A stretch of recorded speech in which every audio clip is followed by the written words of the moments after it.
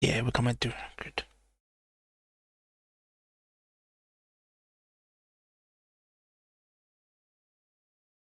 A bit of a scare, guys.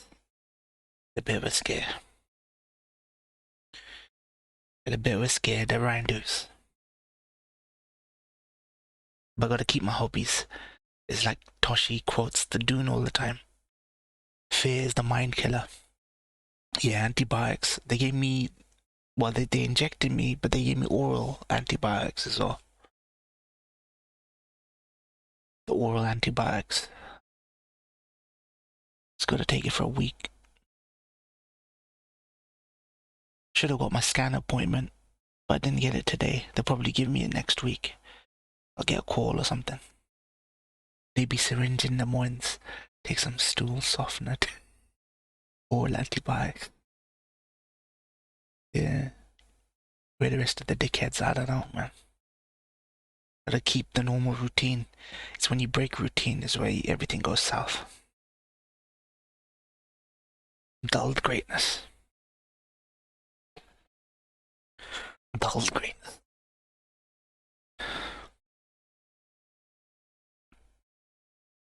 That dulled. Alright. We'll start with the short one, Finkelstein. then we'll go to the longer one. Tate. Yeah, feeling better.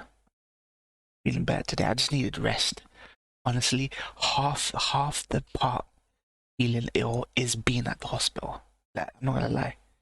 Just a demo version of the candy one. Really? Okay. I wanna see if Finkelstein pushes back against Piers. So let's see. To do it. Yeah. Okay. All antibiotics. Call them up if they don't give you appointment. Yeah. Oh well. Piers didn't push too hard. It's because honestly, he should just. I know it would be stupid to not say that your parents were like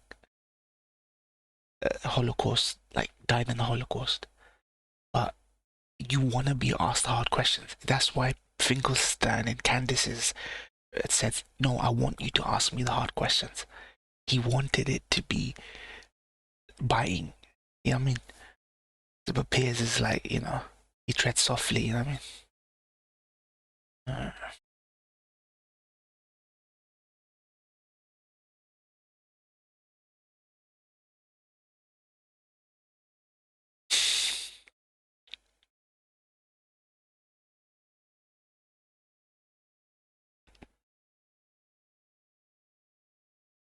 What a depressing ad. Influential to many controversial Good you didn't hear that ad. Scientists in the world. Most recently, he stirred controversy with his ferocious criticism of Israel's attacks on Gaza.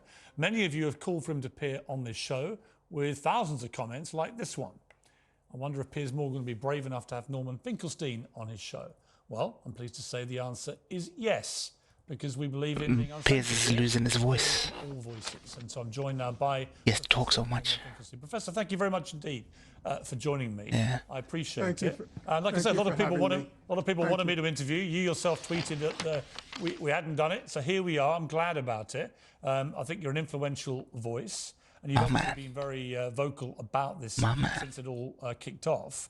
I want to take you back, if I may, to October the 7th, because your first reaction to what happened on October the 7th incensed many people. You posted on Substack a piece about what had happened on the day, and it included this. For the past 20 years, the people of Gaza, half of whom are children, have been immured in a concentration camp. Today, they breach the camp's walls. If we honour John Brown's armed resistance to slavery, if we honour the Jews who revolted in the Warsaw Ghetto, the moral consistency commands that we honour the heroic resistance in Gaza. I, for one, will never begrudge. On the contrary, it warms every fibre of my soul. The scenes of Gaza's smiling children as their arrogant Jewish supremacist oppressors have finally been humbled. And you ended by saying, the stars above in heaven are looking kindly down.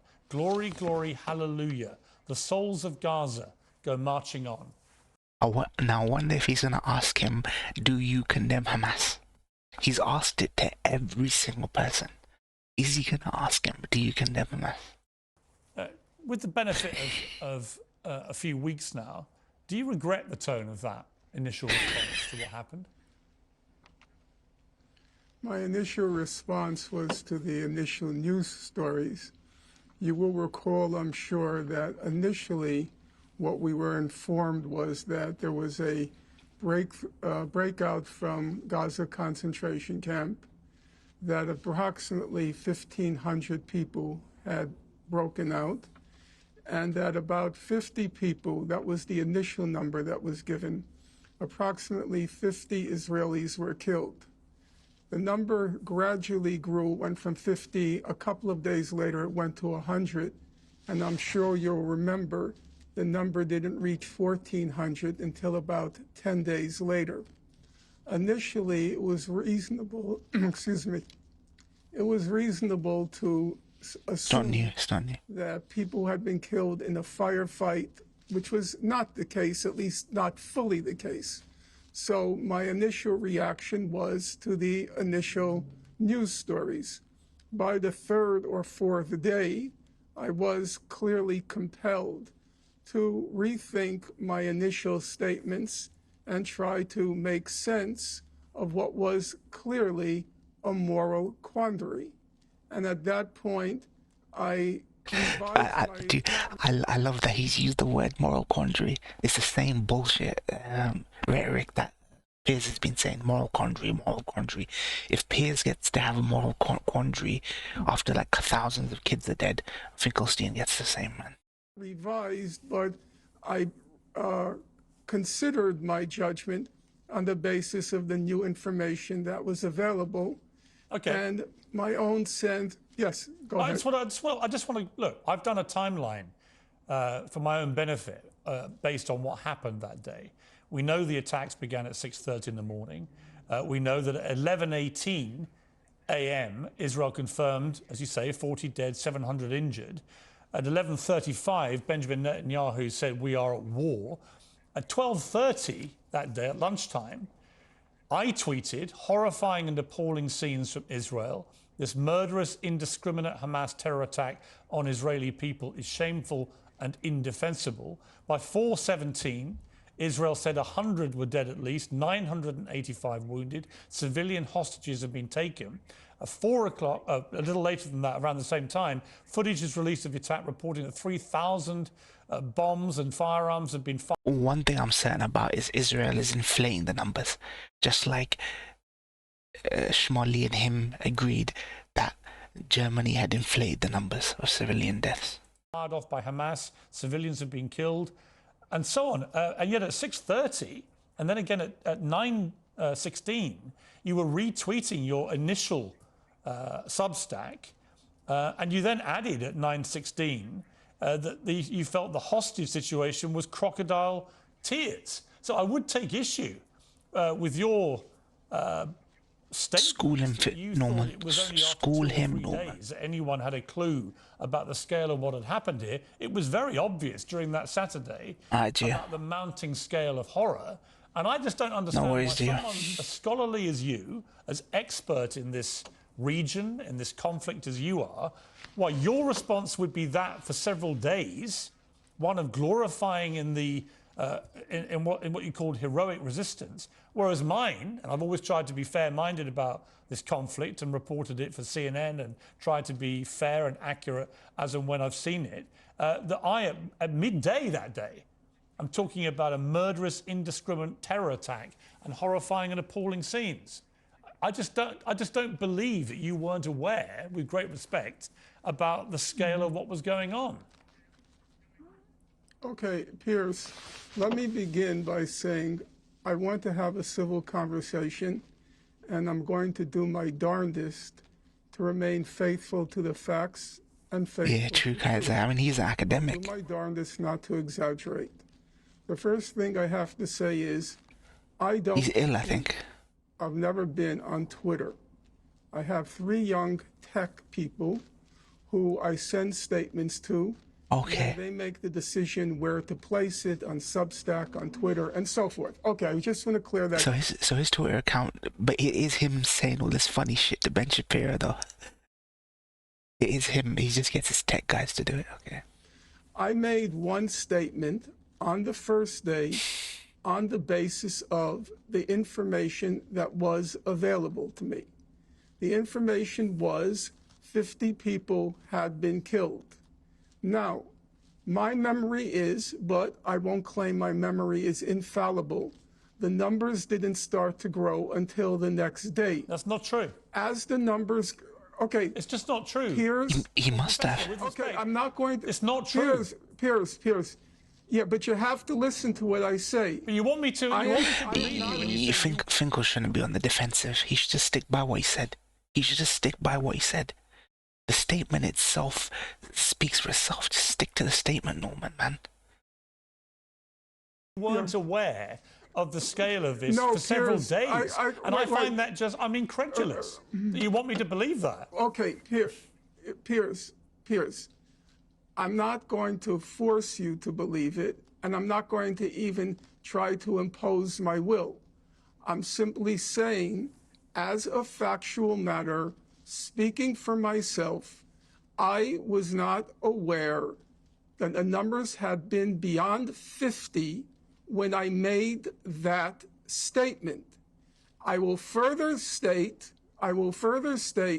that to my knowledge, I could be mistaken, that I did not make another statement until the numbers started to grow, and I admit I have said to you, it was a moral quandary for me. And I said in many interviews that it was for me a very burdened moment because I wasn't entirely confident in my moral judgment.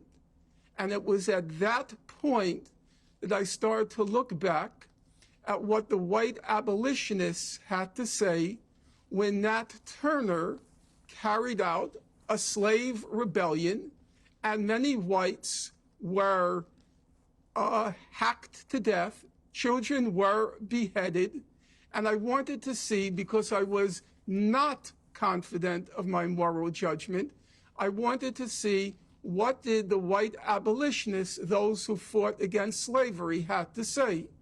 And I looked at what William Lloyd Garrison, probably the most famous of the white abolitionists, and he said, horrible things happened during Nat Turner's rebellion, but if you read his statement, he wouldn't condemn Nat Turner or Nat Turner's All right, well, let me ask you, Confederates. okay, so let me Dude, ask where you, did that come let me from? ask you- okay, Wee fine, on the I've heard Piers you ass. before, that analogy, that's fine. But let me ask you, given you now know the scale of what happened, given you know 1,200 people were killed, including 800 or so completely innocent civilians. We know that children were killed, that grandmothers were where? killed, and their deaths FaceTime to their families. We Where know did Toshi get it from? over 200 people were kidnapped and taken hostage. Given you know the full scale of this attack, I've asked a lot of guests these two questions, and I'll be curious about your answer. One, would you categorize it as a terror attack? And secondly, would you condemn Hamas for what they did?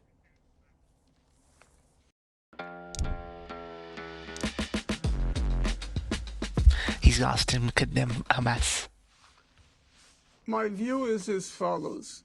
Number one, as far as the evidence shows now, atrocities occurred on October 7th. The magnitude of the atrocities and the types of atrocities, for example, were children beheaded, were women raped. That remains, so far as I can tell from the evidence, an open question.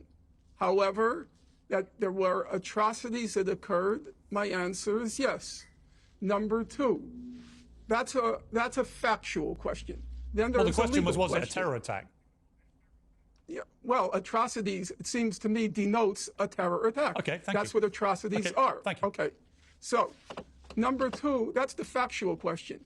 And then there is the legal question. As a matter of law, it seems unquestionable that the people who perpetrated Candace. atrocities would be prosecuted and convicted in the court of law. However, I would say on the legal question, I should think that there would be some mercy shown because those who carried out the atrocities were concentration camp inmates. Legal and moral. three, This is something. He's articulating it better. This is what Hijab was saying. There is a legal and a moral difference between calling someone a terrorist. Hijab and Finkelstein, at least in the last 2 weeks, have spit the same things, except he's a Holocaust survivor, and people look at Hijab as some Egyptian provocateur. I think is the one that concerns you the most is the moral question.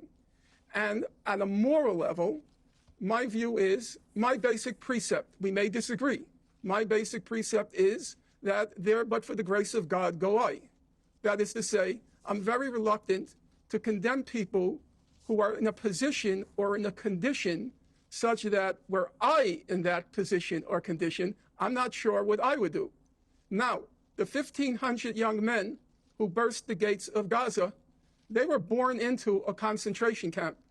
They lived for 2 decades in a concentration camp.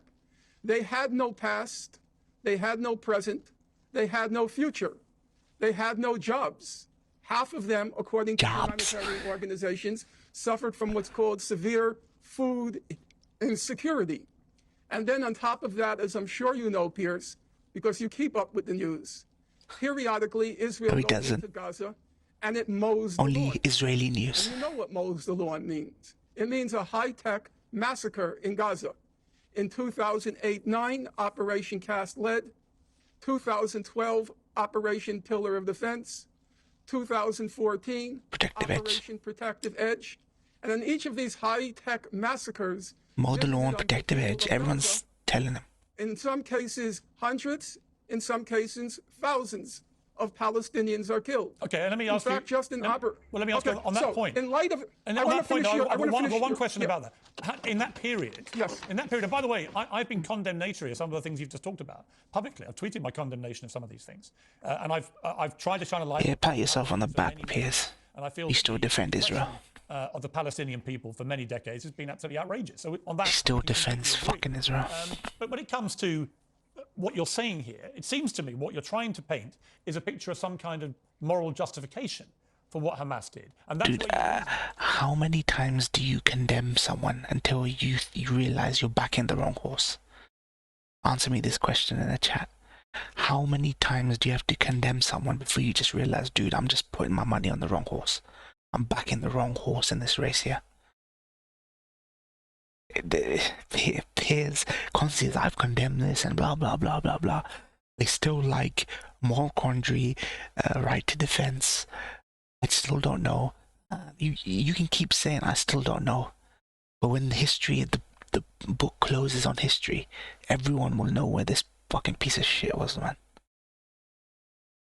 Because I don't see why there could be anyone who can see the... Yeah, it has zero effect. It has zero effect on him now, Kaiser. In the future, man. And not simply condemn it out of hand. You may also want to condemn some of the response by Israel. That's completely normal. I would say that there are serious question marks about the proportionality of what they've been doing. But if you can't start from a basic humanity position of saying what happened on October the 7th was a disgusting terror attack worthy of condemnation, then for me, I find it very hard to then respect anyone's demand for people to condemn Israel and their response.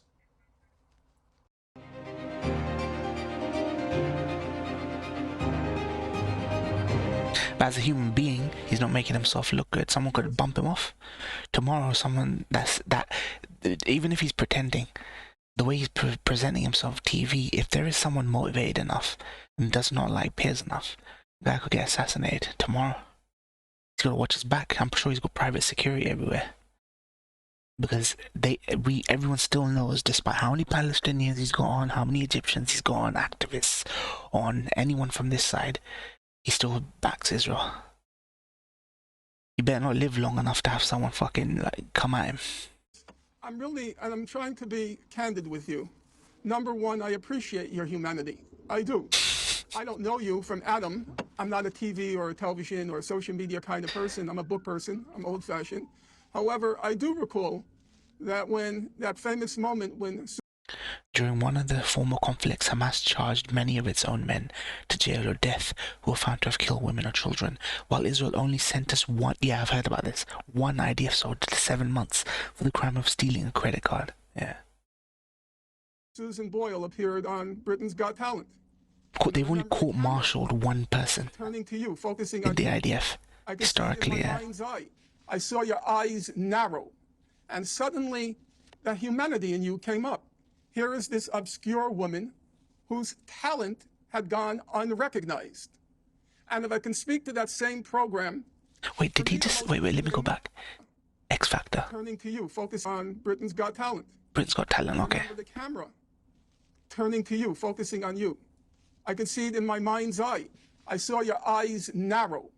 And suddenly, the humanity in you came up. Here is this obscure woman whose talent had gone unrecognized.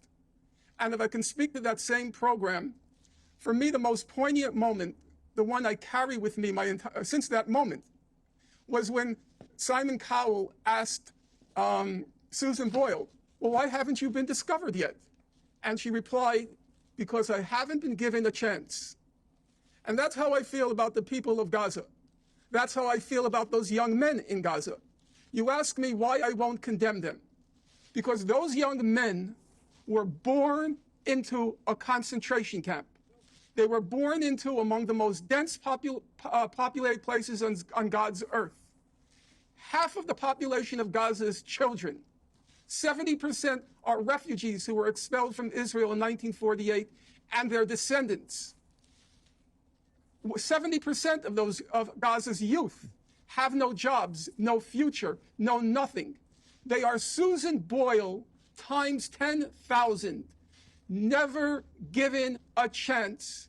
And as things looked the night before October 7th, when the question of Gaza was disappearing from the public stage, I will admit to you, Piers, I myself had given up on Gaza. In 2020, I decided it's hopeless, it's pointless, I only have a finite number of years left in my life, and it's time for me to move on. And I tell you, that was a wrenching decision on my part, because I knew I was abandoning the people who for 15 years I had devoted my life to chronicling every detail of the horror that had been inflicted on those people. And I gave up on them.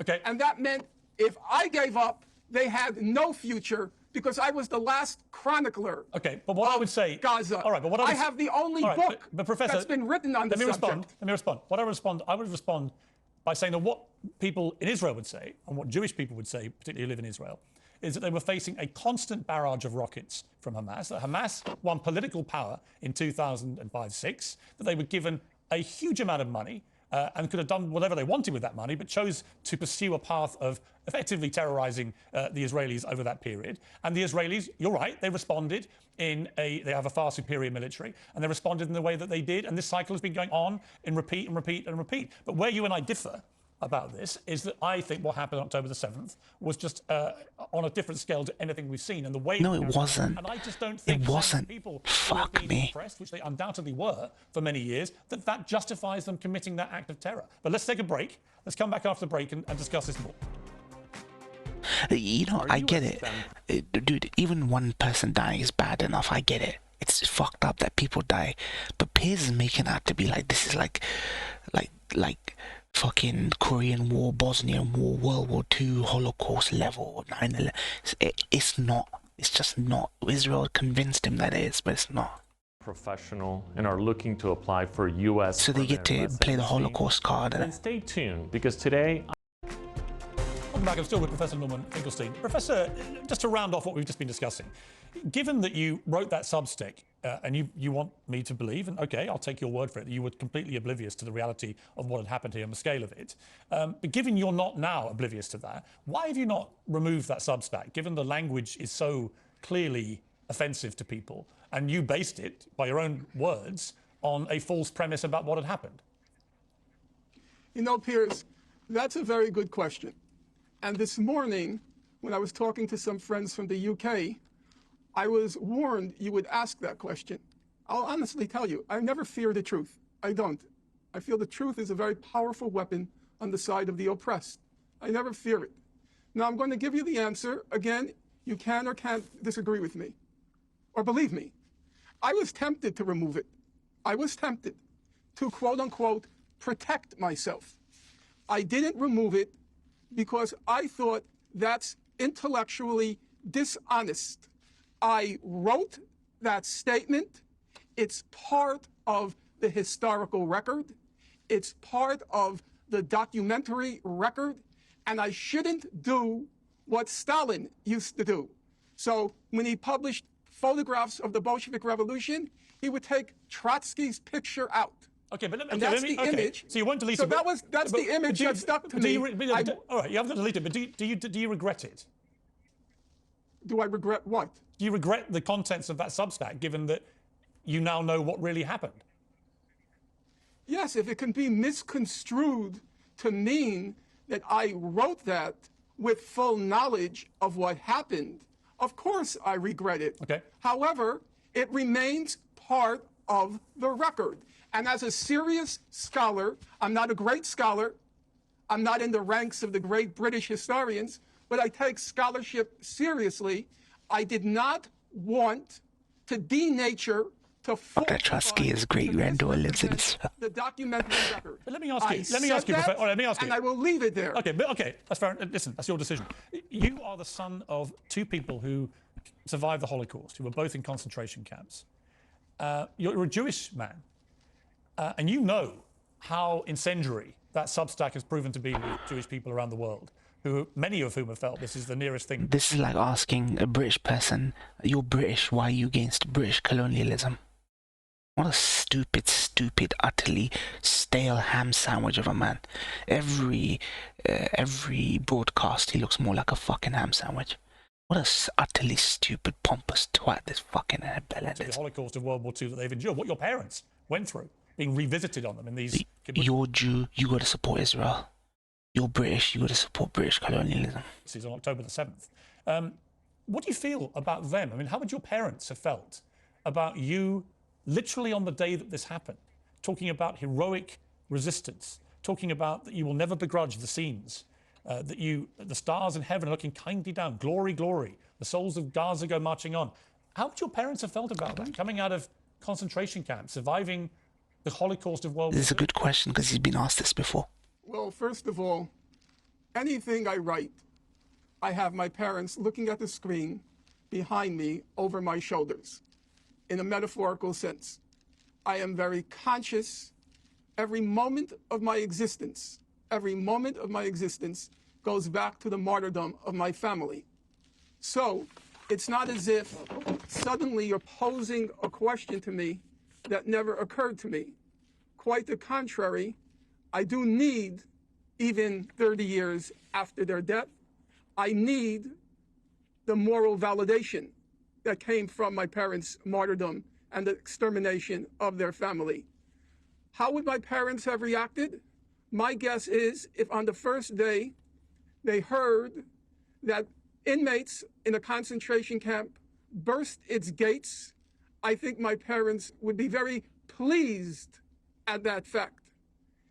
As the events became clearer, my guess, but this is pure speculation, my guess is my parents would go out with their hearts, would go out to those who burst the gates of the concentration camp and whose lives were destroyed. Now you will say to me, completely legitimately, Gazans are basically just Jews in the Holocaust who actually fought back. They didn't sit on, I hate to say sit on their asses, they're being exterminated, but Jews in the Holocaust who actually bothered to fight back. And there were Jews who fought back. Hollywood's made movies about Jews who fought against the Germans, who escaped, who lived in the fucking forests, and were bumping off Nazis as they came past. There were Jews who fought back. Nobody gonna call those Jews who fought back against the Nazis, right, hiding in forests and all that kind of shit. Nobody gonna call them fucking terrorists. You would say, well, what would your parents feel about the innocents who were slaughtered in the atrocities on that date? So I'm going to give you as close an answer as I could give, as I'm able to. I once asked my late mother, I said to her, what was your feeling when you heard that the German cities were being terror bombed during World War II? The carpet bombing of the German cities targeting civilians. What was your feeling? And my mother's response to me was, quote, our feeling was, if we're going to die, we're going to take some of them with us. Now, that's not the most morally elevated statement. I agree. And do I wish yeah, my right. mother had and my father had It is turning the tide. Sensitivity to German civilian to be honest, it's working because I've never seen more anti-Israel pushback. I've never seen more pushback against Israel ever in my life until now. So it's doing something. It's doing something.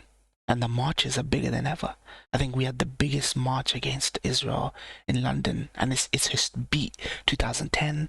It's beat all of the ones, 2014. It's beat those ones. Life, I suppose I would wish it.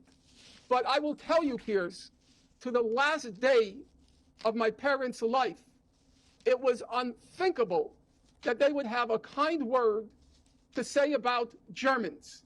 And it was unthinkable that I would ever quarrel with them on that point. Okay. I accepted that given their life experience, they had the right to hate the people who destroyed their lives. Okay. And the people Professor of Finkelstein. Gaza have the right to hate the people who destroyed their lives. Professor Finkelstein, thank you for that answer. And I don't mean to cut you off. We've got another guest waiting to respond to what we've been discussing. I'd like to get you back on. I feel like we've had a good conversation. I don't agree with you about some of it, obviously. That's been clear. But I respect the tone that you've adopted for the interview. And I'd like to explore more of this with you another time.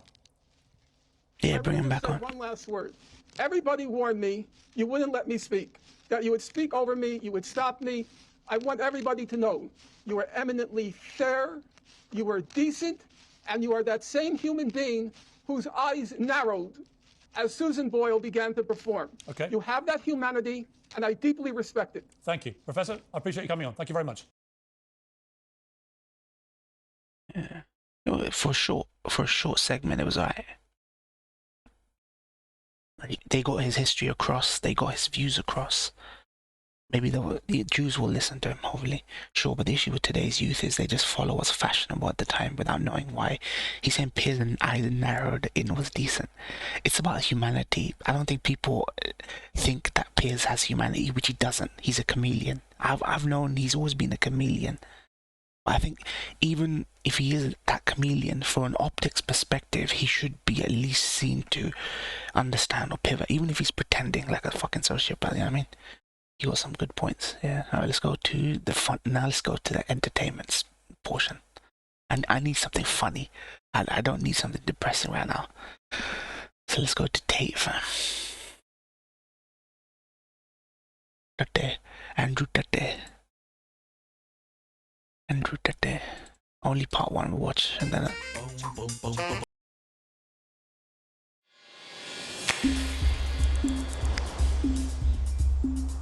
Tate, T-A-T-E, Tate. Save on everything in the Oak Furnitureland Black Friday sale.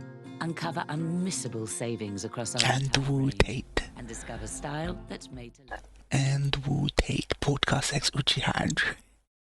Hundreds Oh, of part two is products Palestine. available for Christmas delivery. Oak So should I go Furnitureland. to part Sale two? ends. Should I go straight to part two, or should I listen to the funny shit in part one? Part one's the longest. Wait, so what, you want me to skip part one? I want to hear all the Dawa and funny shit. I saw clips. Okay, let's go part two then, fuck it. It's gonna be a short stream then. Alright, fine, let's go fucking part two then.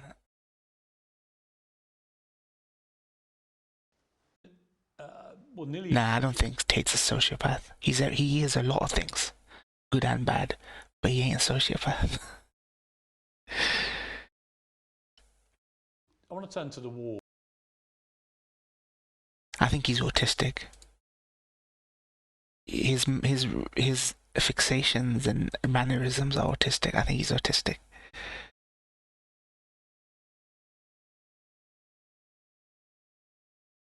He's like a mega katana but rich. He does give me a mega katana but rich vibes. He does. He does. Sorry, but that's true. Well, nearly. I want to turn to the war between Israel and. You have to understand that autistic people can be douchebags as well. Your view of this war. Autistic people can be douchebags as well, inherently. I want to turn to the war between Israel and Hamas. Why is it black? What is your view of this war?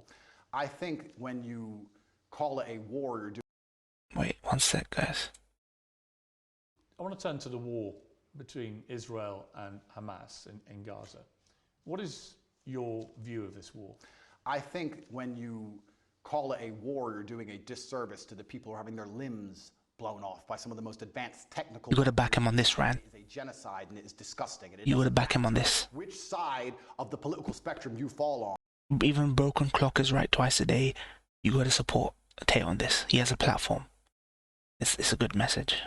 When you observe a genocide in front of your very eyes, you should be disgusted. Which side is waging genocide? The Israelis are genociding the Palestinians, and you know it. As well I'm as gonna tell you fuckers.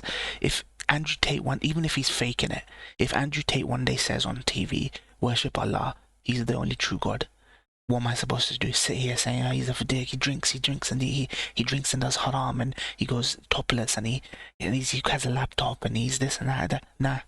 To me, what's more important is what he said than what he's done in his life. Just remember, some people, there are messages and things are way more important than all that fucking other shit.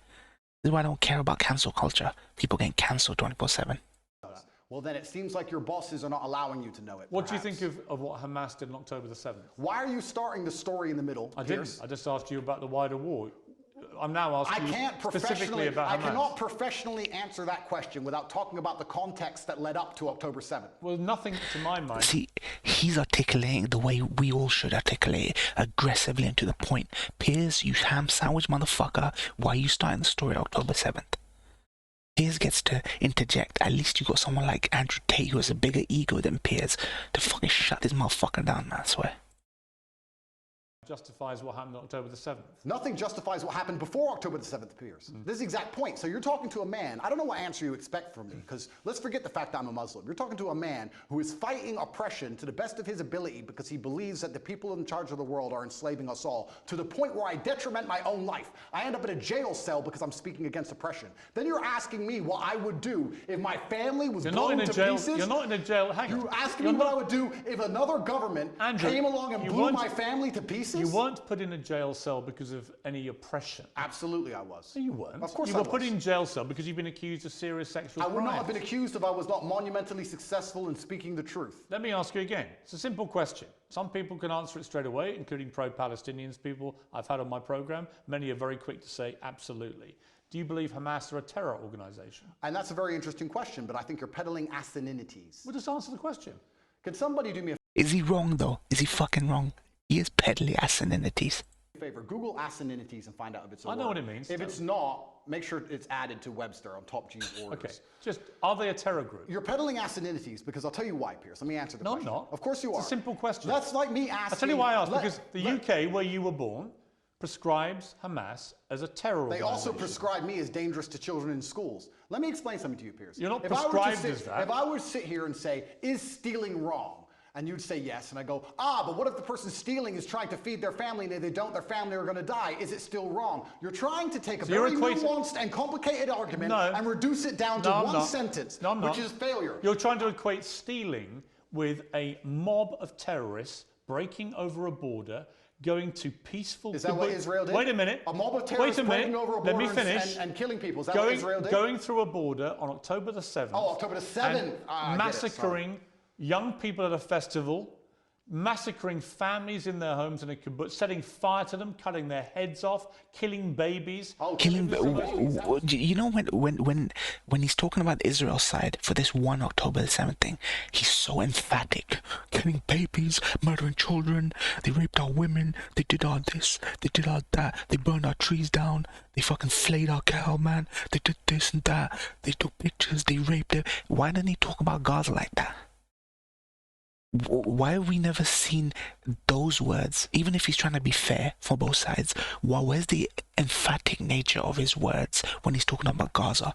4,000 children dead. Like, he can't even pretend to do it, which means that there is some sort of mandate coming down from the top, from fucking geriatric fuck Murdoch, God of the Matrix, fucking telling him, nah, you can't move from this position. Well, fine. Were the babies vaccinated? Why are you being flippant? I'm not being flippant. The point I am making... I don't find that funny. No, but the point I am making is that the media lies. Wait, did he just say that? Lives in their homes in a kibbutz, setting fire, cutting their heads off, killing babies. Oh, killing 40 babies, that was true. Well, fine. Were the babies vaccinated? Why are you being flippant? I'm not being flippant. The point I am making... I don't find that funny. No, but the point I am making is that the media lies, firstly. Secondly... I can ask you about different things at the same time, right? Sure. So I'm asking you, first of all, specifically, what is your reaction to what happened on October the 7th? Sure. I'll answer the question professionally. I do not condone the loss of human life on either side. I think anybody doing anything which directly damages civilians is disgusting and abhorrent. However, I would be an amateur if I could not sit and pretend I do not understand the motivations behind either side. This is not even me taking a side. I understand why Israel is doing what it's doing. I understand why Palestine is doing what it's doing. However, I still call the Israeli actions absolutely abhorrent and genocidal. Okay, we're going to come to Israel's actions, I promise you. We will ask that question specifically. But in terms of what Hamas did on October the 7th, do you accept that was an act of terrorism? It's an interesting question because once It's not really. It is. It's a very straightforward question. Because you're the person who would have called Nelson Mandela a terrorist while he was still in jail, and one person's terrorist is another person's freedom fighter. He's been watching the interviews. You can tell Andrew's been hooked in on Piers' interviews. I wouldn't For have me thought to of answer that. the question, yes, you would have. For me to answer the question, I have to be very professional, Piers. For me to sit on the outside in Romania with no personal involvement in Israel-Palestine, it's easy for me to say, yes, it was an act of terror. However, if I was in Gaza, if I was in an open-air prison, if my family had been annihilated by bombs from the sky, if everybody I knew had suffered the loss of a loved one, if I had no chance of any kind of freedom or democracy or standard of life, would I believe it was an act of terror, or would I believe it's an act of resistance against oppression? You have to be very careful how you answer these questions. So what do you think? I think I understand what happens when you take people and put them in such an inhumane condition. For Sounds like anybody to sit and say that you're going to take people and put them in absolutely inhumane conditions and give them no standard of life, and they're not allowed to ever fight back, or they are But I can agree with you. Anyone who Well, wait does a minute. that is an amateur. I can agree with you that the plight of the Palestinians for many decades has been absolutely shameful. So what did we think was going to happen, Wait Piers? No, nothing Piers is the kind of guy. Nothing. Piers is a cock. He's a cock. He will let a man walk through his front door, go up to his wife and fuck her in front of him, and just sit there and watch. Or he will let a home intruder come in, beat his wife up, beat his family up, lock him in the house, sit there with his belly out, roll his belly out. Oh, come attack me, man. I'll take it. If I fight back, I'll be a terrorist, fam. I'm a terrorist, fam. Nothing. So what are they supposed to do? That was an Pussy. act of medieval barbaric terrorism. Nothing justifies it. Did they suffer And your acts attempt of to- medieval? your- Did they suffer your acts attempt to of try and medieval equivocate- Did they suffer acts of medieval barbaric terrorism before that date? Yes. And it's unfortunately an eye for an eye in this world. Tell me- I'm not condoning. Give me- I'm being a professional and answering Give to me you one why example. it happened. Give me one example of where Israel, without any provocation, went into a specific question. Went into Gaza and massacred 1,500 innocent people, cutting their heads off, taping and boasting about what they'd done back to their families in Israel, kidnapping Holocaust survivors, bringing them, they wouldn't of course done that in their case, kidnapping old grandmothers and bringing them back to Israel, kidnapping babies, kidnapping children. When has Israel actually gone in and done something of the scale of October the 7th? There's literally endless examples of that. Give me one. In 2014, they were bombing civilians. Give me- And no, you no. know what, Piers? Let me tell you something. I'm not talking an about. expert. No, I'm let not me talking answer. about what they would Let me- categorise as retaliation for rocket strikes. And there's an arguable point, as there is, for example, I'm vehemently against the expansion of the settlements on the West Bank. I think there are legitimate questions about the proportionality of Israel's response here. Yeah, but in legitimate terms of what Hamas perpetrated on October the 7th, there is no instance of Israel doing that to the people of Gaza. And you have to accept that. If you don't accept that, you're either delusional. Okay, there's probably no example of that, of Israel doing that to people to Gazans on one day. Reframe, motherfucker, rephrase it. But compare that to what Israel been doing to them for the last fucking, even conservatively, 20 years. It's the framing of it. One day's horrific accident versus 20 fucking years of fucking oppression, man.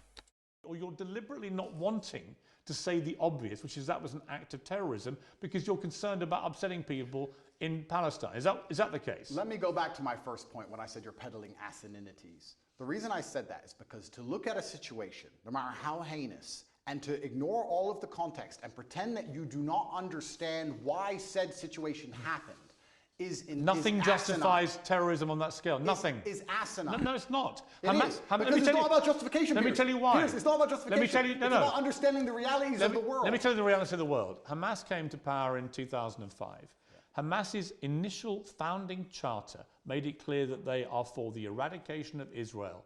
And on October the 7th, they proved what that means is they will kill every Jew they can get their hands on. They are an existential threat to people in Israel and to Jewish people. And that is, I'm afraid, the purest personification of a terror group. I also think by doing what they did, as they have done since 2005, they weren't representing innocent Palestinian people in Gaza. Who are suffering now. They knew, yes, but Hamas knew when they did what they did that Israel would respond the way they did and that thousands of innocent Palestinians would get killed. They knew that.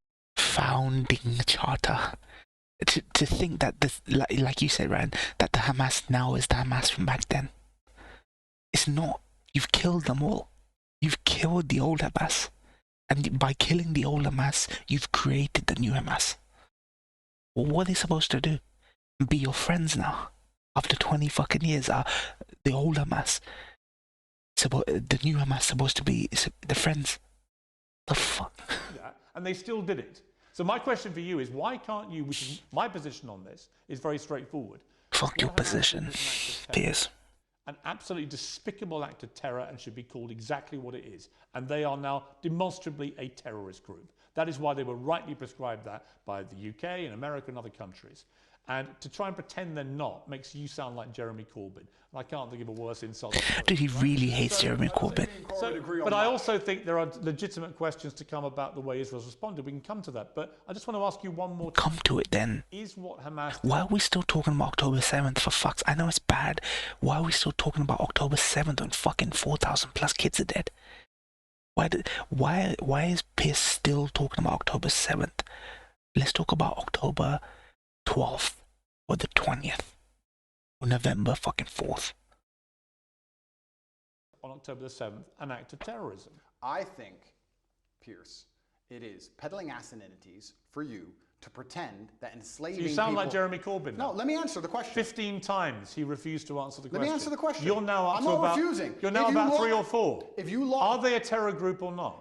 They're one team's freedom fighter, and they're deemed a terrorist What do group. you think? I think that if you lock people in an open-air prison and steal their land, they're going to retaliate. So they're not a terror group? I think they're going to retaliate. They're not a terror group? One team's terrorist is another Okay, we're team's now up freedom to fighter. about 8. Are they a terror group? And also, another thing I want to make clear to you, Piers. Only Jeremy Corbyn has done this. Done what?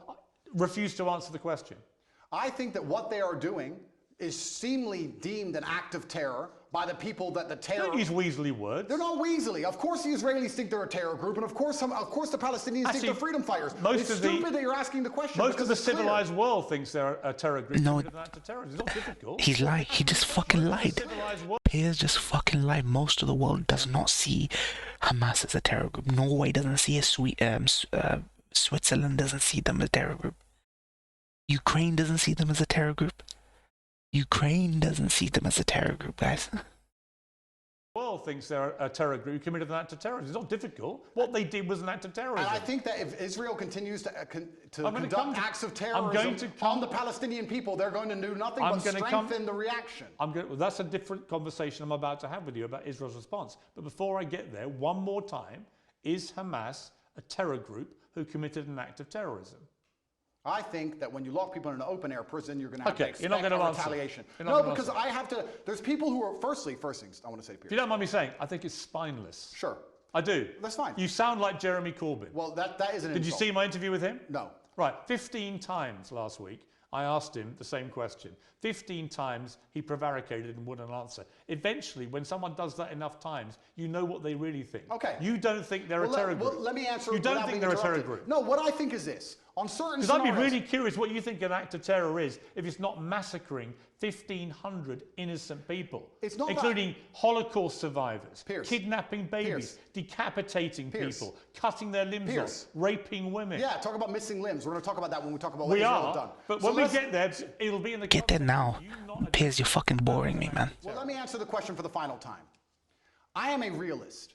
I'm gonna say it for him. I'm gonna say it. Hamas are not a terrorist organization. Not to me, they're not.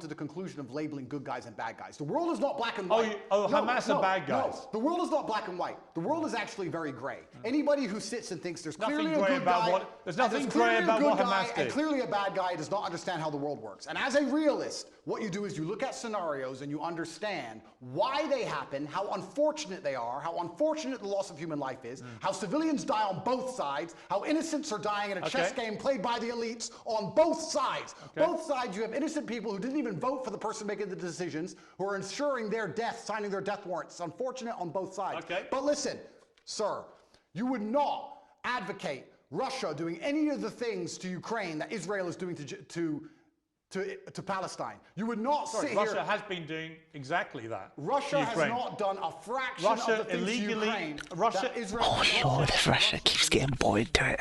Bloody hell. and has committed a barbaric rampage, trying to seize as much of Ukraine as it can, bombing maternity hospitals, killing innocent women and children. Right? Don't even try and have some kind of this is genuine equivocation of this. I will. A Hamas rocket, a tiny Hamas rocket that can make a pothole in the road, and then they get hit back with cruise missiles. Let me ask you a question.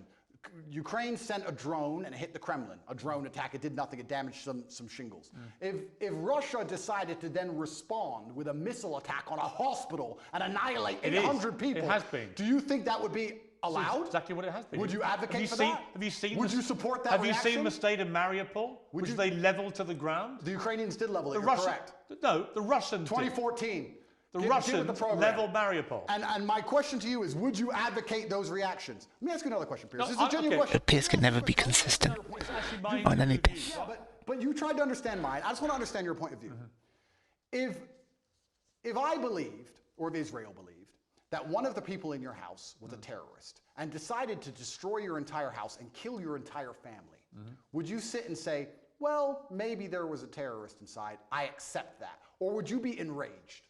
Genuine question. I don't think you can take an individual person's response. Well, it's a bunch of individual people in Gaza. They're sure. Individuals with thoughts and dreams and aspirations which are being annihilated. 15-year-old girls without legs because of cruise missiles. Let's come to they that. are individual people. They're not cattle, Piers. Let's come to They're that. people. Right. Exactly. People in Israel on October the 7th. And that's why it's so heinous, which is my exact point. But not heinous enough to reach your bar of terrorism. It's not about reaching bar of terrorism. Hey, Piers is the same. The death toll in Gaza is not high enough for him to stop having this moral quandary. It's understanding why things happen. By not saying it, you've made your position clear, just as Jeremy Corbyn did. And to pretend you're any different is ridiculous. Let's move on to Israel's response, because there are legitimate questions about this. Hamas embeds itself, 35, 40,000 terrorists in my estimation. You can call them whatever you like. And they're embedded amongst the civilian population, predominantly in northern Gaza. We know from intelligence over the last 20 years, which you won't believe because the Matrix has made it all up. Correct. We know from intelligence. Now he's getting historically, Hamas likes to embed itself facetious. In things like schools and hospitals. Matrix. Because that makes it more difficult if the Israelis attack. Yeah. Now, Israel has killed nearly 12,000 people in its response. Right? There are many people around the world demanding a ceasefire who think that is a ridiculously disproportionate response to what happened. Well, it was genocide. They would want to kill everyone in Palestine. They don't. They just want to drive them all out. Whereas Hamas do want to kill every Jew.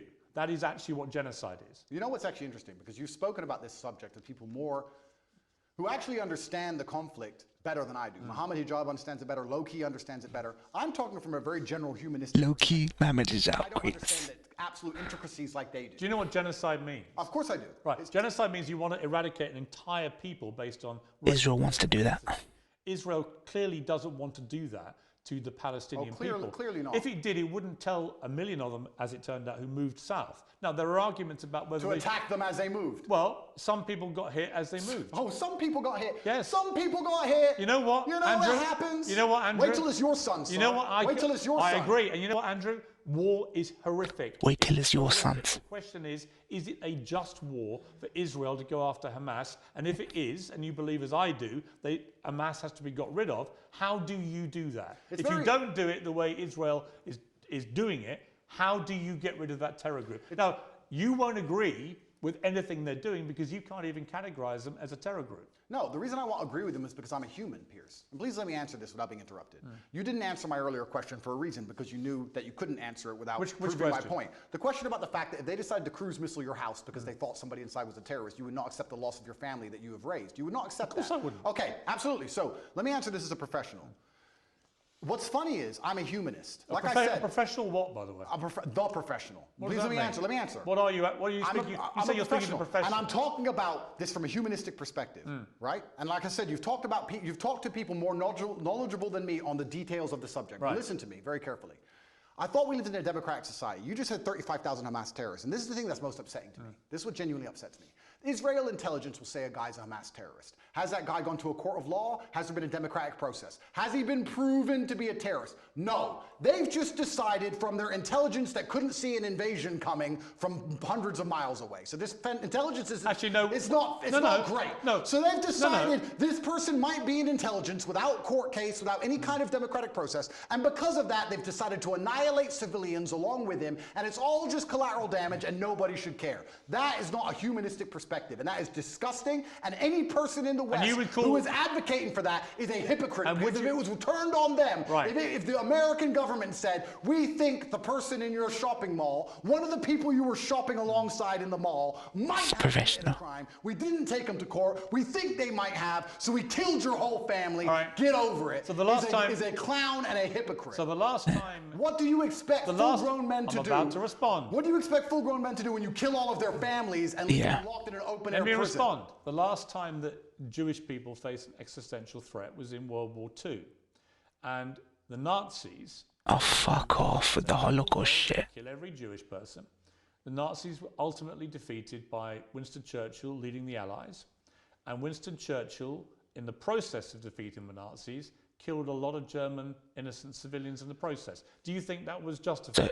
Let me ask a question. Was it? No, I asked the questions. Was it justified? Sir, I believe, and let me just get this right in my head. Yeah, think about it. Leading the Allies. I believe that the Nazis, which were obviously heinous, I'm not advocating anything they did, it's disgusting, the Nazis. I'm glad we beat them. I'm actually a huge Were they fan. terrorists? Yeah, they were. Right. So I believe that they So when you massacre Jewish people, you're terrorists. when you do it in Israel. When you try and conduct genocide on a populace because you don't want them on land you say is yours, then you are terrorists. It's exactly what Hamas did on October the 7th. Exactly what Israel had did before that. So you've literally just described what Hamas do. You just described what Israel do. They're trying to genocide the Palestinians as we speak. And this is the exact point. So Israel... No, but to sit here... Hang on, so you think Israel are terrorists? I think that what they're doing now is disproportionate and genocidal. Is it terrorism? It's genocidal, so I guess that makes it terrorism. It's genocidal. So they're terrorists for responding to an act of terror, but the people who committed the act of terror are not terrorists. The way in which they're responding... You see the problem in that argument? No. No, because Israel started it. What they are doing now... Slaughtering 1,500 people the way they did it. Israel started it when they fucking built their illegal settlements.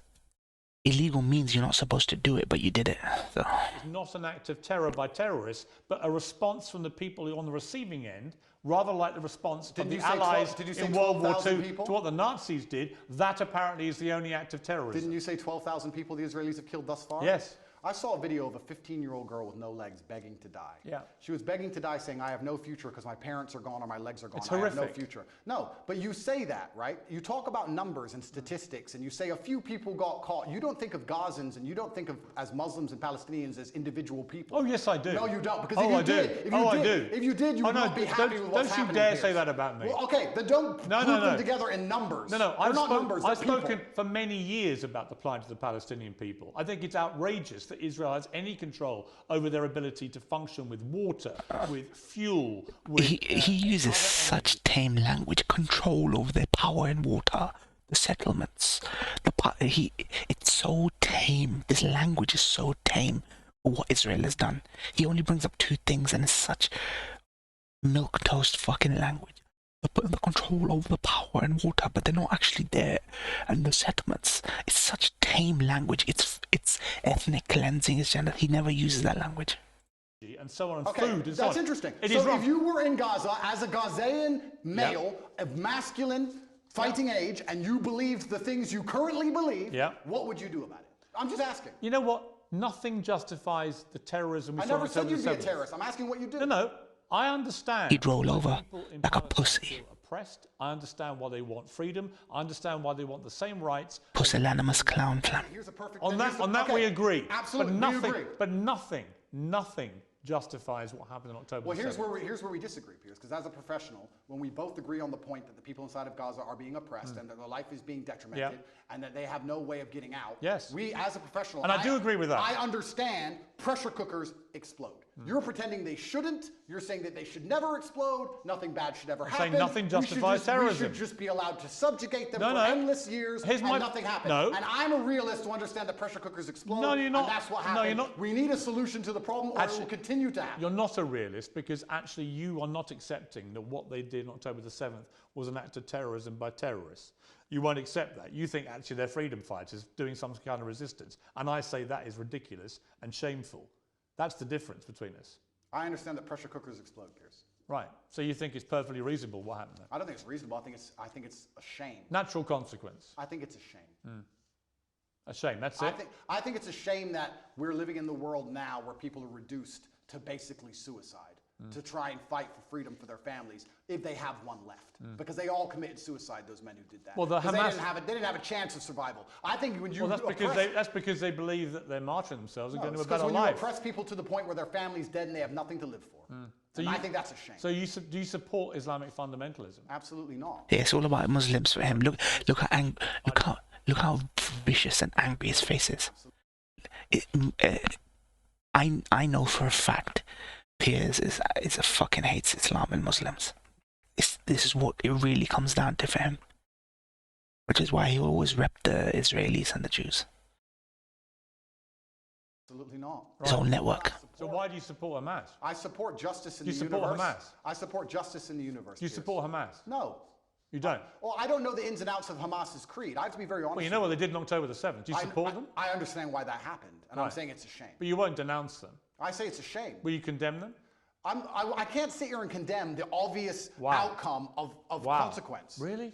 How can I condemn? You can't condemn Hamas for what they did. Well, we know what's going to happen, and we need a solution. So you're very quick to condemn Israel's response, but you won't condemn the terror attack which prompted it. No, I'll tell you why. Even though Hamas knew by doing what they were doing, that would be the response. Do you think they knew that? Of course they knew that. You think they knew the Israelis? They did it quite deliberately. You know why? Because they were It's come out. supported by Iran. Why isn't Piers saying that Hamas didn't know there was a fucking rave going on? They didn't like the fact that Israel was normalizing relations with a bunch of Arab countries, from the UAE to Bahrain to Morocco, and then coming down the line was going to be Saudi Arabia. That was a threat to the Iran view of what should be happening in that region. Iran are the ones who support and fund and arm Hamas, and they clearly, in my estimation, it hasn't been properly established yet, but clearly Hamas couldn't have done this on their own. They've done it with support from Iran, and they've gone and committed an act of such heinous atrocity that they knew what the response would be, and that means that they sentenced in that moment not just 1,500 people in Israel to death in the most appalling manner possible, but they also sentenced to death thousands and thousands of innocent Palestinians, including many innocent children, because half the population are children, and Hamas knew that was what was going to happen. So my question is, how can anyone think that Hamas is a force for good for the Palestinian people? They are a force for evil. No, I didn't say they're a force for good. I said it's a pressure cooker and it's a shame. But you won't even condemn them. Let me ask the question. Do you think if we gave the Palestinian people basic human rights, that Hamas would find it more difficult to recruit new soldiers? But there's also a very other simple but important shot here. Bloody hell. It's a good confrontational angle. Ron Howard, what the fuck? I think probably if we treat them like humans, this won't happen. So we agree and let's move on. I think there's a real danger in the scale of Israel's response that you radicalize a whole new generation of Palestinians. There we go. I think that's a real danger. So and by the way, I've said that. We can agree on that. So perhaps it was Israel's actions before October 7th that radicalized the soldiers who invaded. So you agree with me. So let's move on. No, I don't. No, Piers, you're so inconsistent. He's so stupid. Piers is actually stupid. He just reads questions given to him off a script. He's got no smart. One is Jordan Peterson, and the other one Ben Shapiro. Let's talk about Jordan first. You've had a bit of a to and fro with him, but what is your view of him? I think Jordan and I actually agree on many issues. I think the enemy of my enemy is my friend. I think we have a lot more in common than we have that we disagree on. We have different views of the world on certain things. I think we approach him from different places. He's far more in his mind, whereas I live in more in a physical realm than he does. I have nothing against Jordan. I don't dislike him. I do find it, and I must be honest. I don't have IQ, I got humanity. Toshi. And then ends up addicted to an antidepressant. I don't think ever take antidepressants. IQ doesn't matter. I got humanity. And I didn't take a single drug.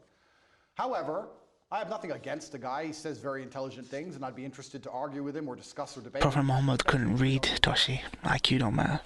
I mean, he may be unhappy with somehow how I've lived my life and some things I've done, but we've already discussed the fact that I come from the lowest income area of the UK, and most people around me were selling drugs, so at least I didn't do that.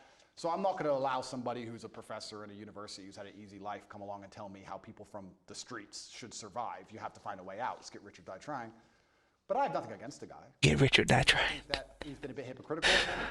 Truthfully, the only time I've been genuinely a bit appalled by any of his actions was the tweet he made on Israel-Palestine when he said, "Give them hell." I know that's an easy thing to say, and it's an expression that people use, and they throw it around flippantly. But I think when you actually wish hell upon other human beings, I think it's a disgusting... Humans, but no humanity. A girl with no legs, and her parents were dead. Well, hell and is... when you see her crying her eyes out, begging to die, that is hell. And I don't think you should genuinely wish hell on anyone, Israel or Palestinian, anyone. I'm a humanist. I don't want anybody to die. Well, he did. When he was wishing hell on an entire population, he did express regret for the way he phrased it. And he should, and because it's disgusting. I've not wished hell on the Israelis. I've not wished hell on the Israeli state. I don't want any Israeli civilian to go through what that 15-year-old Palestinian girl's going through. Not a single one. He said about you, Jordan Peterson, I'm not particularly happy to be grouped with Andrew Tate. I think there are some elements about what he does that are quite reprehensible. I'm sure he has. I don't know everything he says, and he may disagree with some of my point of view. As I said, I have nothing against him. I don't think anything he says is particularly wrong. I think that he's hypocritical. Him and Pearson, the bromance. I think that the fact he wishes hell on other humans because he gets emotionally involved in a conflict, which within 2 minutes of it sparking off, he's wishing genocide. I think that says a lot about his personality. But overall, when he speaks at length, a lot of the things he says are pretty well thought through and pretty constructive. I have nothing against the guy. Let me turn to Ben Shapiro. He said, let me assure you, as someone who's not pimped women and bragged about it, that requires that those who rape women and kidnap women must be eradicated, not negotiated with. He says, on my show, I won't be lectured on morality and toughness by Andrew Tate. His great idea of toughness... Nobody likes Ben Shapiro. Nobody. And then trying to quasi-walk it back while simultaneously maintaining many of the same positions and flexing his biceps. Listen, everyone should be able to tweet whatever it is they want. I'm all for an open discourse, even with people who I think are dead wrong on a lot of issues. But Andrew Tate is dead wrong on a lot of these issues. And the particularly ridiculous posturing about being yes, you're very tough when you want people to make peace with terrorists who just murdered their children, very, very tough. What do you say to that? So Ben is a warmonger. Ben has been wrong on basically every single issue you can name. Yep, he is a warmonger. And every other war. Ben is always calling for other people's young men to go and die in some war. He seems to love it. Yeah. Short man syndrome, but he's always behind his desk calling about how important it is that big, strong men like me go and die. And the reason he tweeted that and said that is because when Hamas and Israel... He's a fucking weasel, Ben Shapiro. ...we're discussing possible peace talks, he tweeted, no, absolutely not, fuck them, kill them all. And I said, Ben, as a man who's done his own fighting, because I've had a life of pain and violence, listen to me. Peace is always worth a conversation. What I said is that we should always be prepared to at least discuss peace. He, because he's a warmonger, said, no, peace is not worth a...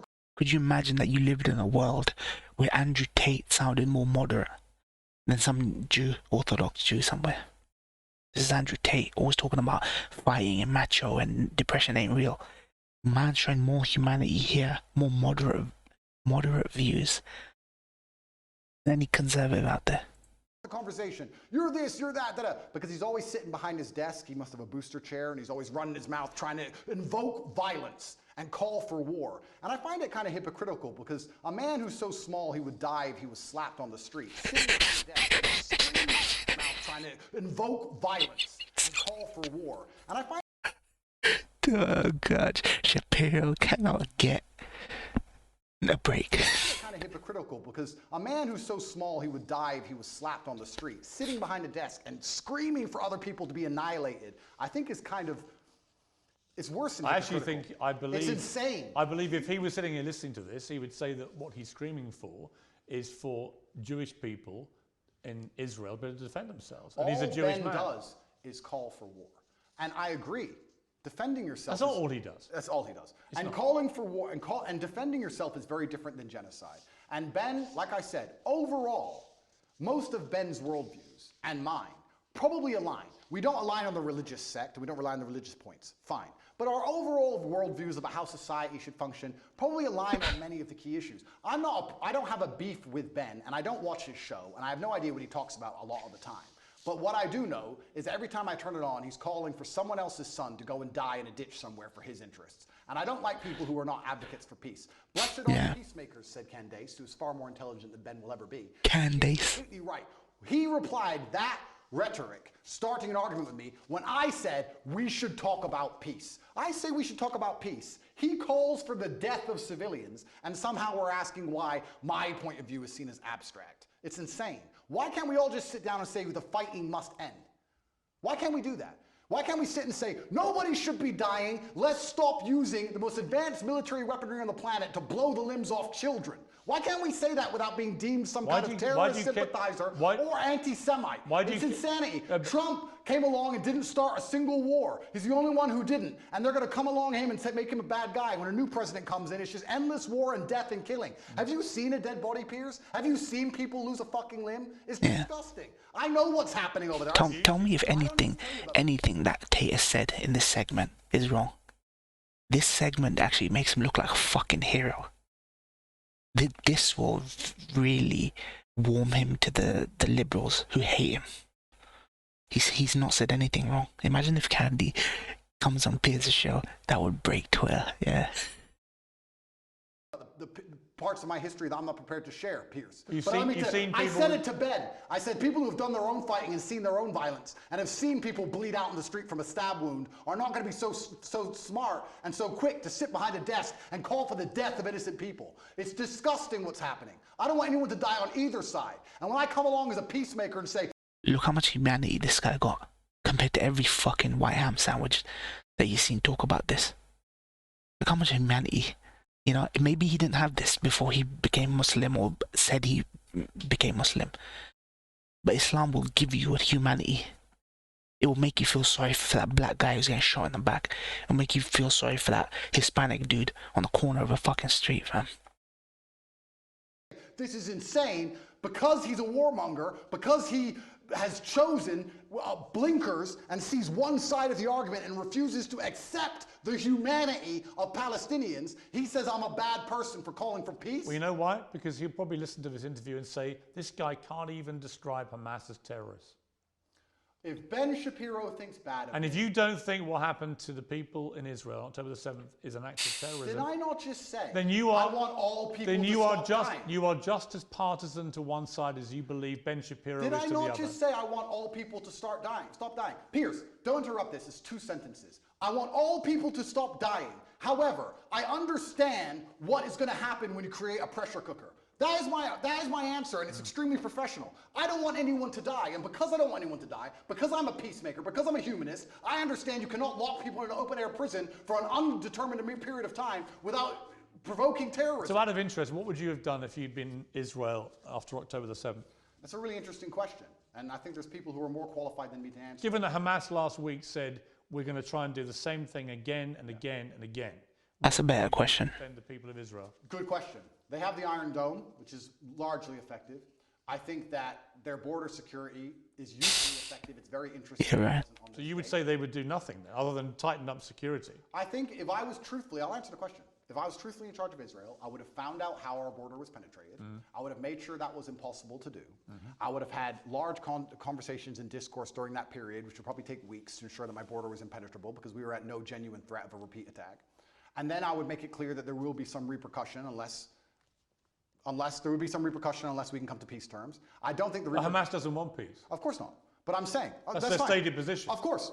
So does it mean okay, you're asking what I'd do. I would have found out, first things first, I'm a man. So first things first, you fix the problem. Okay, our border's been penetrated. How do we make sure that doesn't happen again? Sure, of How course. did it happen? Internal investigation. Of course. Let's make sure the border is secure. Now our civilians are safe. Our civilians are safe, which buys us time. Let's have a conversation and see if we can actually reason with Hamas. If we can't, then there might be some military intervention. Then what? But there certainly wouldn't be bombing hospitals, cruise missiling refugee camps. There wouldn't be any of the things that's going on now. Absolutely You not. wouldn't try and attack the people that No, did it. because this is a rushed and emotional response. And that's what I would have prevented. I would have the made most- sure as a man I didn't make a rushed and emotional He response. actually suggested sensible. Israel doesn't want peace either. PSC, yeah. Dude, how can Tate look reasonable in a conversation like this? You'd Secure be, my more, border. you'd be more like Neville Chamberlain, trying to do peace with the Nazis than Winston Churchill trying to kill them. Well, Yeah? that's an interesting question. You're an appeaser, not a warrior. Well, look at Morgan trying to act. Who's macho now? He's calling for peace and diplomacy, Ryan. Tate, and you got him who fucking dick rides Churchill, saying, yeah, you're pussy, pansy, appeaser. War. Piers Morgan is a fucking chameleon. I hope he dies painfully. You know, I hate to say that about someone after like what I went through like yesterday, like the scare. I don't take it lightly. You know what I mean? Because it's upsetting. But Piers needs to go painfully. He needs to go. Well, I still think I'm a warrior, but I think that when you're a warrior, you have to be very capable and. Oh, but that's what Neville Chamberlain's view was. We should do peace with the Nazis. You have to be very understanding of your power, and you have to use it responsibly. And just like I said earlier, when I'm trying to be responsible about what I say to the young men of the world, I would understand as Israel, I must be responsible with my massive military might to make sure I don't kill civilians. And I would sit and try and make a measured response, and I'd be a professional, and I would consider them human beings, and I would secure my border and try and come up with a plan better than, oh no, I'm mad, I'm emotional now, let's go kill everyone. I think that's the wrong response. Correct. I don't think that's the right thing to do. We've spent a long time talking. You're going to find out at some stage today or in the next few days. It is ironic that Zess says that because he hates the Haram police. He absolutely hates the Haram police.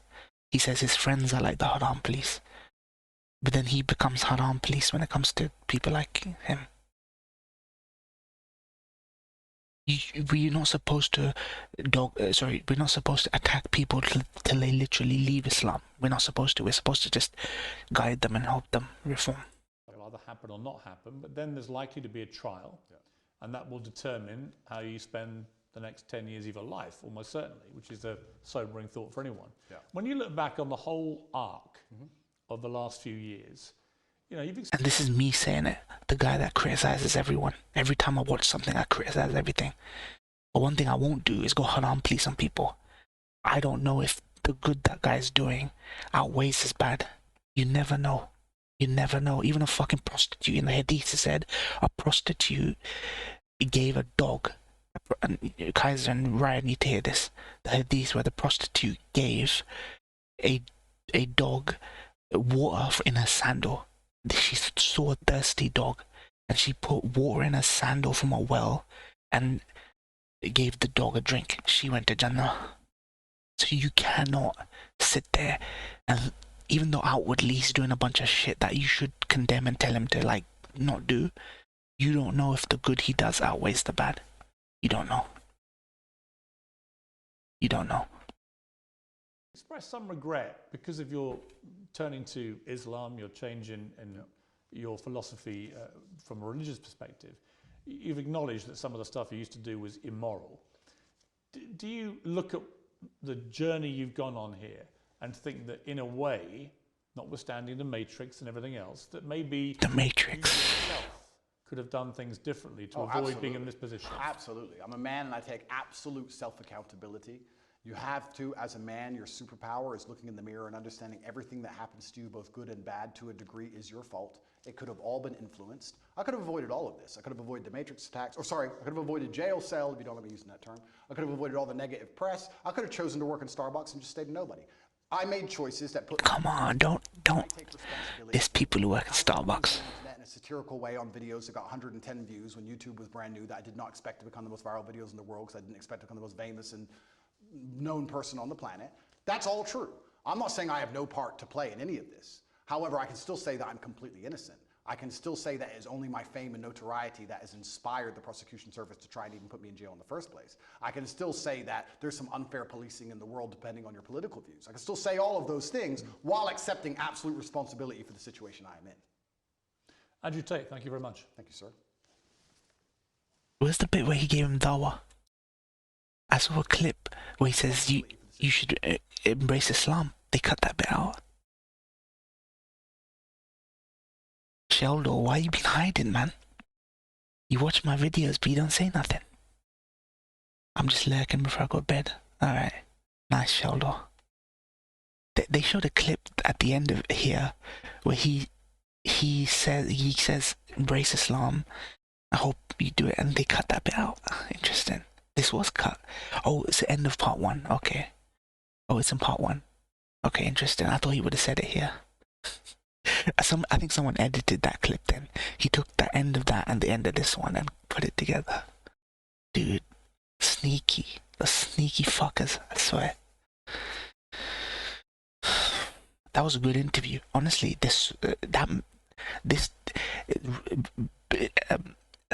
Piers Morgan thought that this would make him look bad, like interviews always make him look bad. This actually showed that he has more humanity than Piers Morgan. Shows like he's got more humanity than Piers Morgan. We can't compare World War II to what's happening now. We just can't. There's too much history there. It's not as black and white as World War. But we keep doing it, man. We let Christians do it. We let the allies today do it because it makes them look good. It lets them wash their hands of any blood about carpet bombing Dresden and Hamburg and civilian casualties. It's their only way they can stay consistent to support Israel's bombing. But you can't equate the two. He talks about Matrix, COVID, that charges against him, prison. Yeah, I've heard all that stuff. I was more interested in his views about Israel and Palestine. We're winning the information war. We're not. There is a ceasefire. There's a Thursday. Yesterday is where the ceasefire starts. So we've got a ceasefire. We're winning the information war. People are finally seeing Israel for the fucking bloodthirsty maniacs that they are. Yeah. Inshallah, man, this international community actually fucking decides, look, Israel, you cannot fucking do this again. You cannot do this again. Apparently Egypt and Jordan are the reason that this 4-day ceasefire even happened. There was some sort of diplomacy going on from Egypt and Jordan, and the only reason that this ceasefire was agreed to, and the trading of hostages and stuff. Interesting. I like that interview. Andrew Tate is not the man you think he is. He is everything you think he is, sure. But he's also not the man you think he is, I feel. We gotta give him a chance, to change. His brand, he has to maintain his brand. He can't become Matrix is coming for all of you, but not my boy making shit critiques. A true man of integrity. Fuck the trans movement and all dick riders from the anime community. Embrace Islam or forever be a pussy bitch dress loser. What happened to? Couldn't say it better. Could not say it better. He's definitely the man I think he is, lol. I'm not saying he doesn't have a purpose or positive influence in the world. Yeah. I mean, there are people who are complete dickheads, but they are a positive influence. He gives to charity. He's demonstrated that. He feeds the poor. He feeds the children, right? He may be a dick. He may be a misogynist. But he feeds the children, right? He feeds the children. And he's not a warmonger. He doesn't rate on any scale for me. My nigga Hardy saved my life, fam. I am a surgeon. Why are you cutting me off? Why are you cutting me off? Because I'm about to end. I am a surgeon. I am a surgeon. Dr. Hahn, I am a surgeon. Okay, yeah. Just last vid from Ryan. Last vid. I didn't want to go too long. Ease back into the strum. Yeah. Alright, let's do this one.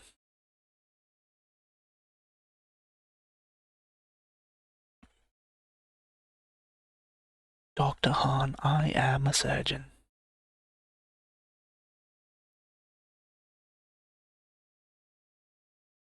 This might be the one that Ryan was trying to show me yesterday or the day before. Don't worry, we're going for a little bit longer, Toshi.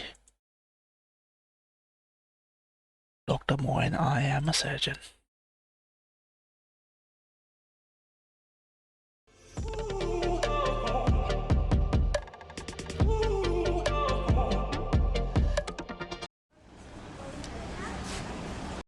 What's cooking, guys? It's a Saluki, and welcome back to Jerusalem. So it's about time we went to the neighborhood, the extreme neighborhood of Mea Shearim. Oh shit. So the local nice transition. friend hooked me up with some Jewish drip. Jewish the drip? only problem might be the trousers, the jeans that I'm wearing, because they're a bit ripped. But these were the only black trousers that I had, so we'll make it work. Mental hospital for his vids, okay. How do I look? Great. Yeah, it's comfortable. Looks good. Thanks. They think he's Jew, so they treat him nice. I don't recognize you. Is he Jew though? Yeah, I'm assimilating. Yeah, you've joined the cult. So there's a Tzvi, he reached out to me on Instagram and he offered to show me around Mea Shearim. So what is it like living in Mea Shearim? Oh, he's not the part of Hasidic community. It's like it's a safe life. It's easier. Hasidic. Everything's there set up for them in the way they want to live, as they want. Yeah, he was making a vid about settlers burning Palestine olive trees, and then all of a sudden ambulance came to his house and took him away. Bloody hell. To live, how they want to live. Gestapo. Oh, thank you, man. Guess where I'm going? To the old city. Mea Shearim. Mea Shearim. Good See you, luck man. with Thank you. Tzvi says that I look like a local, but I don't think they're gonna buy it. With those eyebrows. It's a very simple way of life. You know, you get up in the morning. For men, a lot of them, they just go to yeshiva. They learn all day, and the married men, they get paid for it as well. And how do they get paid for it? By learning all day. The yeshiva they're learning at will pay them a salary for their learning. Small amounts, but it's enough for their family. It's because they learn all day. And Japan. This is how they make money for their family. And then they come home, and the wife will be taking care of the kids. It's simple, you know, simple lifestyle. This is Geula. Geula, Mishar, you don't know where's what. Oh, right. It's the same thing. It's all the same. Look, you can already see. Yeah, like the yeshiva. Yeah, we're crossing the road here as well. This is our first stop. Yeah, oh, we're gonna go in. Okay. Yeah. I hope. Unless we get thrown out. Just be Ginger careful. Jew in NYC. That is a Bet Midrash, which is a place where people study Gemara, Torah. What kind of event are they having here? The Adma, who's like the head rabbi of the sect, will come and celebrate the event on Friday night. Sorry if the filming is a bit off. We have to be inconspicuous here. Check out this wall. This is a study hall. All I gotta do is walk around like a gangster, and I can walk around Israel. Yeah. Let's walk through it. So here we have all the books, the Gemara, the Torah, the different Talmud books, where the people study. And they sit mostly over there, and then upstairs here, the windows are mirrored, but that's where the women are. Born in America. Dual citizen. Yeah. Aikal Shema? Yids. Oh, Yehudim. You're not like all the disgusting goyim. Yup. So you guys all know infidel, kafir, infidel. You know all these fancy words like, yo, you're so knowledgeable on Islam and thing. Most people don't even know this stuff. You got mental nutcases like Hollywood God having to tell you what goyim is and all the Jewish fucking slurs for non-Jew people, which can apply to Christians as well, or Buddhists, or Hindus, or Sikhs, or something. Look at the state of this dude too. You don't speak English? Oh, okay.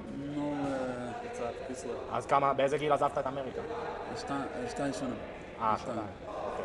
איזה שפה אתה מדבר הכי טוב? יידיש? יידיש. מה, החילוק הכי גדול שיש בין יהודי לגוי. גוי זה לא בעין. כמו... מה שהם רוצים לעשות, הם עושים באמצע החור, והם לא יכולים להתאפק, הם לא יכולים לחשוב. Even, you see, they're like animals in the middle. It's like the book about the gay Israeli sniper. They literally refer to non-Jews as fucking animals. Pathetic. תמיד שמח. שמח. גוי הוא יבש. לא שמח, לא, כלום, כמו אבן. אבל גם לגויים יש חוקים. גם למוסלמים אסור לאכול חזיר. לא, אבל הם לא יכולים להיות קדושים, הם לא קדושים. They aren't holy. Meet the Husk, one of the sharpest and most versatile Japanese-inspired knives in the world. For years, this knife was only available to culinary professionals, as it was considered too sharp and dangerous. I want that knife. What do you think about what that guy was saying about going being like cats? Some people do hold more personal opinions that come from the heart rather than actual factual sources. They kind of feel these things rather than actually know these things. I haven't damage read control anywhere where it compares Guy and the non-Jewish people to, or the rest of the nations, to cats or anything like that. I agree that it's an extreme opinion. I don't necessarily agree with it. I have many friends who aren't Jewish. You see this with every group of people. There's always, you have extremists. You know, you go to like places in Palestine and they'll say, you know, how much they hate Jews, and some people might say how much they love Jews. It's the same thing here. Some they'll say the Goyim are like cats, and some people say they're the best people and we should look out for them. You know, there's a bit of both. Yeah, you told me most of your friends are goyim. Yeah, a lot. I mean, now in Yeshiva, none of them, but in New Zealand, there's no Jews there. So I mean, of course, some of them are amazing people as well. They're all amazing people who have done a lot for me in my lifetime. I don't see anything bad with them, or I don't think anything less of them. So this is a Christian Syrian orphanage, which later became a British military camp, and then in 2008 it was an IDF base. And now it's becoming a museum for Israeli communities, but also there were Christians that used to pray here not so long ago. So you've got a Christian area here right next to Mea Shearim too, right next to Geula neighborhood. Where the and mosques. over here you can already see that everybody's religious. Where the mosques women and men are, you know, the men are dressed like us, all dripped up with the hats, and the women with skirts and covering their elbows. So here are some apartment buildings here in Geula, right next to Mea Shearim, the street. And these are the fancier ones. They look pretty good, but over there in Mea Shearim itself, there are some very impoverished looking apartments, and people pay a fortune for them because we're in Mea Shearim. Oh, it's a shopping mall? Yeah, it's like small, it's mostly for women. Oh, I see, yeah, they have shops for women and kids over here, and Paris don't have boobs. So this is just a tiny shopping mall. They only have that one shop. Over here, some sweets and nuts, and over here another shop with clothes, but also for women. Oh, and some wine, eh? Jews can drink, unlike Muslims. You'll notice in this mall that a lot of the businesses are family-centered, like selling strollers or things for the babies. To be honest, it's because life here just to educate you guys, the no drinking came during the Prophet's lifetime, because they were drinking up until that point. Even I think even some of Prophet Muhammad's followers and companions were drinking, but at some point non-drinking came in. It wasn't like it was always there. It was something, yeah, they were drinking then, yeah. But because they would end up intoxicated to the prayers, they would come intoxicated to the mosque and the prayers. Allah said, look, it doesn't seem like, at least men can have a healthy relationship with drinks. Even the most pious people, you know, you have a bad day, you drink, you do the geo stream, that kind of thing. And you get tipsy and you start acting like a fool, you know what I mean? So it came later. Around that, pretty much. So over here they still have some sit-down cafes and restaurants like Sam's Bagels here, but inside Mea Shearim it's not really a place where you can sit around and be in a cafe. They don't want people doing that, and they also don't want tourist groups either. It would be a lot harder to film this video if we were more than 2 people. So the thing here is, we have to be a bit quieter now because we're getting closer and closer into Mea Shearim.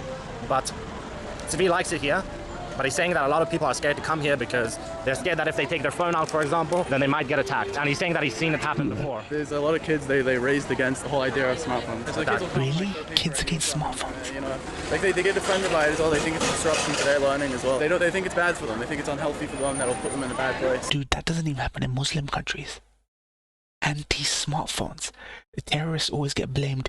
They hate our Rolex watches. They hate our technology. That stereotype of the Arab, the Arab who's coming to get you and your Western way of life. Dude, what the fuck? They get offended when they see one. When people had a smartphone. It's a UN car next to us. A UN car? Yeah. Oh. What are they doing though? Make sure they're not like they're anti these groups. They're anti. Somewhat. Yeah. They're just a little bit anti-Israel as well. But they'll twist it a little bit and say like, hey, look how these people aren't pro-Israel, they hate Israel. And they'll find like a Palestinian flag somewhere and say like, hey, we all hate Israel here. And then they'll try to find the right time to take a photo. What happens? A little bit sad, but yeah. Jerusalem's Shibuya. So the UN is actually doing their job. Respect to the UN. Mo, Reeb Sheikh said alcohol in itself isn't prohibited. It's when it's sufficient quantity where you get intoxicated. If you consume a large amount, like 5 liters, so like malt beverages sold in Arab countries have a small amount of alcohol, 1.2, but it's still allowed because it doesn't get you drunk even if you drank 10 bottles. So yeah, there is scholarly disagreements, but what you should not outright be drinking alcohol to get intoxicated, because then there's some foods have trace amounts of alcohol in there, and some people say you shouldn't have that, and other people say, look, no, it's about the original intent, the sunnah, which is don't get pissed drunk where your mind is like, you know. Crossing in Tokyo. Look how many people. So now we're on the main street of Mash'arim. Double-digit percentage, A few looks for the cameras, but it's inside the neighborhoods where we'll really have to be careful. But yeah, more, you know, family-oriented shops, bread, that kind of thing, religious books, bagels, whatever this is, toys for the kids. So this is the place where they get all the hats. The drip. It's all right. You make the hats? Not myself, but we know how to make it. Yeah, yeah. And what do you make it from? Where the hats made. How do you make them? Like, what do you use them? We buy some felt, quality of felt, and we shape it with steam, with a lot of machines, a lot of process, and in the end you have the ready product. Here in Israel? We have factory in Israel, factory in Europe, all over the world. Yeah, but these ones here are made in Israel? Few in Israel, few in Europe. I think this is for the ladies. Right? You got it. Doesn't even fit. I have a really big head. Red Dead Redemption. So Dude, they're all a bunch of pimps and gangsters. You get a hat here, then you get a lifetime warranty. If it breaks, you can fix it. If it's dirty, you can clean it. So it's a hell of a deal. What's this place called? Presser Quality Hats. Indeed, ladies and gentlemen. Thank you for now. Come back. Okay, very much. Do you know the only thing giving this guy away is his fucking eyebrows? When have you seen a Jew with fucking shaved fucking eyebrows, man? So here we have an apartment complex and also a small yeshiva inside. But just so you get an idea of the type of apartments that people live in here, you've got kind of like in Italy, you've got the laundry hanger. In the house, no drugs, no weapons, no smartphones. It's actually pretty trashed. Like downstairs here, they don't really take care of it. How much would a place like this go for, you know? Dollars? Yeah. To buy for rent. Both. I don't know about the rent, but to purchase these, they're like handed down from generation to generation, so they're like well over $1 million. Like it's pricey. This is just as pricey as it gets in Israel. So these guys here have the same look as that guy. $1 million. Why? Like they're a group of a certain set. They dress like this. I think on Shabbat, on the Sabbath, they dress in these golden coats. They look like that, but in gold. Do you know what the group is called? I think they're known as Toldos Aaron. Right. So there's many different groups of Haredi Jews inside of this neighborhood and in general. Different streams, different rabbis. Yeah. Sorry if I keep looking around. We gotta, you know. And this is the entrance to the neighborhood here. It says, please do not pass with immodest clothes, both in Hebrew and English, to make sure you get the idea. Immodest clothes. Yeah, we're gonna take a mince around the immodest clothes, both in Hebrew and English. If you saw that and the writing was in Arabic, every liberal will have something to say. Every Bill Maher in the fucking world would have something to say. They'd be like, because he hates the fucking hijab. Women don't want to dress like that. You can't tell me, motherfucker, that women want to dress like... English, to make sure you get the idea. Double standard. Yeah, we're gonna take a mince around the neighborhood. You see how tight the alleyways are over here, with people living inside these houses? And also you can see the old Jerusalem rocks. This neighborhood was built by the, I think they're called First Yeshuv. So I was saying this neighborhood was built by the old Yeshuv, which are the Jewish communities that were living here in the region of Palestine during the Ottoman Empire. It's very old, maybe the oldest neighborhood here besides the old city, of course, of Jerusalem. This is the oldest neighborhood. Here it says also, Ma'aval Kvutzot B'Shchunatenu, Pogea Pashot Ba'Toshavim. If groups pass through here, then it really hurts the citizens. We're not a group, we're a couple. Yeah, this one. Please do not pass in modest clothes. Here it says, well, you can read for yourselves. Yeah. And here we have to be very careful not to pull out a smartphone or something. Oh, and look, Palestine flags. The only reason they really don't want smartphones is so that people are filming how fucking racist everyone is in this fucking area. Right. And Tzua Kauta is a group of Judaism that also don't believe in the state of Israel and support Palestine and go to their protests around the world. So here we have a Palestine flag. I can't zoom in with my iPhone, but I hope you can see it over there. Yeah, here are some posters, Jews are not Zionists, on the background of the Palestine flag. Tvi here is watching my back. Yeah, careful. Yeah. Look, they make them also just out of like no colors. They graffiti them everywhere. Yeah. To show how against Israel they are. We're going this way. We'll find a lot more of that in a second. We'll go like to their kind of complex, which is just right here. This is their complex here. Yeah. Oh, really? This is the anti-Zionist complex? No way. Big What a Palestine trashy flags over neighborhood. here and here. Dude, look how trashy the neighborhood is. The real ones are living in fucking squalor. How trashy this neighborhood is. Even Pakistan don't look this bad. There are probably areas of Pakistan that look this bad. But just in a general sense. Because I've been in Karachi, right? And briefly North Pakistan. I never saw nowhere as bad as this. They have a Real ones down in the slums. Yep. Star of David being equal to a swastika. See? سلام علیکم بخیر بعد با کی برو بخیر بخیر That guy that's shouting mincha is calling people for a minyan, for a group of 10 people, to pray mincha. There's 3 prayers in Judaism a day, and mincha is the one in the middle of the day. You have to be very, very careful here. I've got my camera in my pocket because, yeah, he's watching. He's just guarding right now. Okay. This is one guy in it, but Yeah. Here we have another Palestine flag flying proud, and here it's drawn on the wall. And Tzvi was telling me, like, watch out from this guy and from that guy, because there really are distinguishable differences between the different Haredi Jewish groups and how they feel about, you know, a camera or Zionism or whatever. So there are little intricacies, and if they haven't realized already that I've got piercings and whatever, then they would very quickly know that I'm not actually Jew, like a Haredi Jew, Hasidic Jew, Orthodox. Bro, the looks I'm getting here, it was easier to film in the favelas of Brazil. Yeah, wait. Do you want some? Yeah, sure. Zero sugar, my kind of guy. Yeah, so here we have some more houses deep inside the neighborhood. You can see the clothes hanging. Most of it black and white because, you know, that's the style here. If the police come here, they get very angry. Then they chill when they drive off. It's like Assassin's Creed, fam. Crime is low here, though. Like, they don't feel like they need police to be here. So and they don't like the police either. Like, they don't like the Zionists, you know, the government. So I have a question. Since they have so many Palestinian flags, what happens if an actual Palestinian comes here? Will they embrace him? It's a bit of a mixed opinion. Some of them say that because they just think that this country can't exist, Israel can't exist until the Messiah, Mashiach, arrives. So that's why they sometimes they get a bit more extreme. So some of the Palestinians, they know this, and they think like, hey, they know that they want us to be kicked out, just on their terms, not on the Zionist terms. Right. So they say some say it's all the same thing, but some say, hey, this is the true Jews. Basically, these people are delayed Zionists. They go, we can't be Zionists yet, but we will when the Messiah comes back. That's the only difference. They're waiting for the Dajjal. Yep.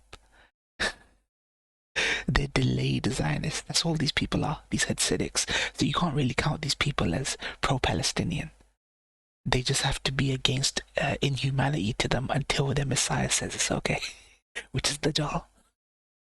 Stand for Palestinians, they do embrace it sometimes. Yeah. Some of them don't. Some of them are very against it. So a lot of people here do actually have smartphones when they run businesses or do. Whoa, she's wearing a. Yeah. That looks like a burqa. Yeah. Anyway, then they do have smartphones, but they don't really take them out here because, you know, they gotta live their life, do things online. And here it says, don't take out a smartphone, even filtered. And what a filtered smartphone is basically some sort of app that blocks everything that makes the phone unkosher, that, you know, blocks access to the internet and leaves you only with calls and SMSs. So smartphones in general in Mash'arim are a no-no, but you obviously reach out to me on Instagram, you watch my videos on YouTube. Smartphones can be very dangerous to a community, especially such as this one. They're a closed community, not because they... I wonder if Canning knows about this. There's a lot of dangers in the secular world with, you know, things we see on the internet which are very bad, especially for young boys. Unfortunately, like, giving them a smartphone isn't always, it's very counterproductive. The end of time is the end of time for everyone. The universe, yeah, everything.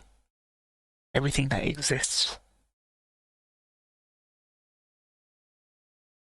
Everything has a beginning and an end. It keeps a lot of people, they don't want to admit it, but they're very addicted to no such thing as infinity. They spend all day on it and all night on it, and they will neglect their studying, and their minds will be changed as well from the things they watch. I think you'll know what I'm referring to, but you know, it's very dangerous. It's just very, very dangerous, like, for boys to be seeing this, even girls to be seeing this, because you know, a lot of our lives is centered around families, about how our family works. When you settle a family and these sorts of things that you see on the internet are like drilled into your head, this is what you believe is true sometimes.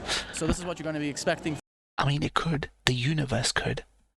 But our time, as a project, as a creation, will come to an end, like a reckoning,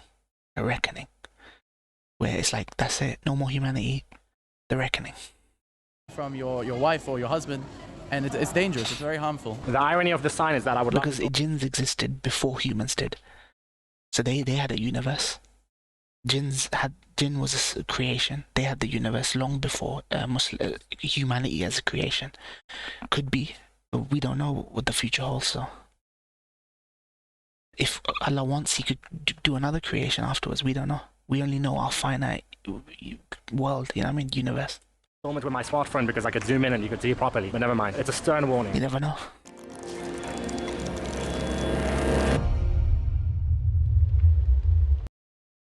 They're not just there willy-nilly. Think about it.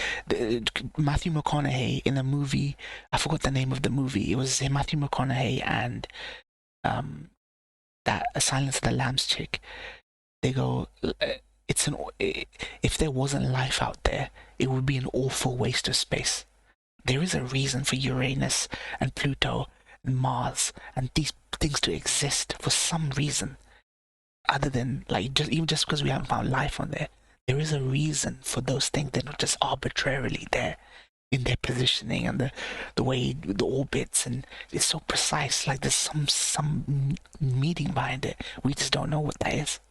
They're not just there arbitrarily. It's so specific shape, ring, formations, all this kind of thing. We don't know. Universe is the universe, but humanity's time is gonna be up. מה זה פלאפון כשר? אז זאת החנות שלך? לא, החנות שלה. אוקיי, אבל היא לא פה. Nah, everything done. מהפיליפינים, נכון? מה התפקיד של האישה במשטרה? Everything over which we have dominion, which is every living creature and thing that lives on this earth. Water, land, sea, air. That's the end of that. End of life. ופה במאה שערים. בכל העולם, עם היהודייה. לחנך את הילדים, לעזור לבעל, שיוכל לשבת וללמוד. רוב הנשים בציבור החרדי עובדות. They all work. The store is already 70 years old. Wait, she says that I work so my husband can study, so the women work and the men study their religion. Interesting. I like that. Built by my father-in-law. He had 3 sons, so they managed it before. I'm married to the youngest one, but he died 1 year ago. Yeah. And the oldest one also, he died. So, what's left was the second one, but he's not working here anymore. He has another business to run. So when my husband got sick, so I entered to manage it. Were you born in Israel? No. In the Philippines? Did your husband meet you there? No, here. Here? We have 4 children. תספרי לו על האמת והיושר, שאנשים מחזירים לך כסף, אפילו שחייבים. כן. זה מה שיפה אצלהם, they are trustworthy. Yeah. Even though I will tell them that חסר להם כסף, and I said go take it and come back. Isn't she a Gentile though? למחרת הם באים, אני לא רושמת וזה. Yeah. They give you back. That's nice. Integrity. Yeah. That's Integrity folks. almost have in common with Muslims.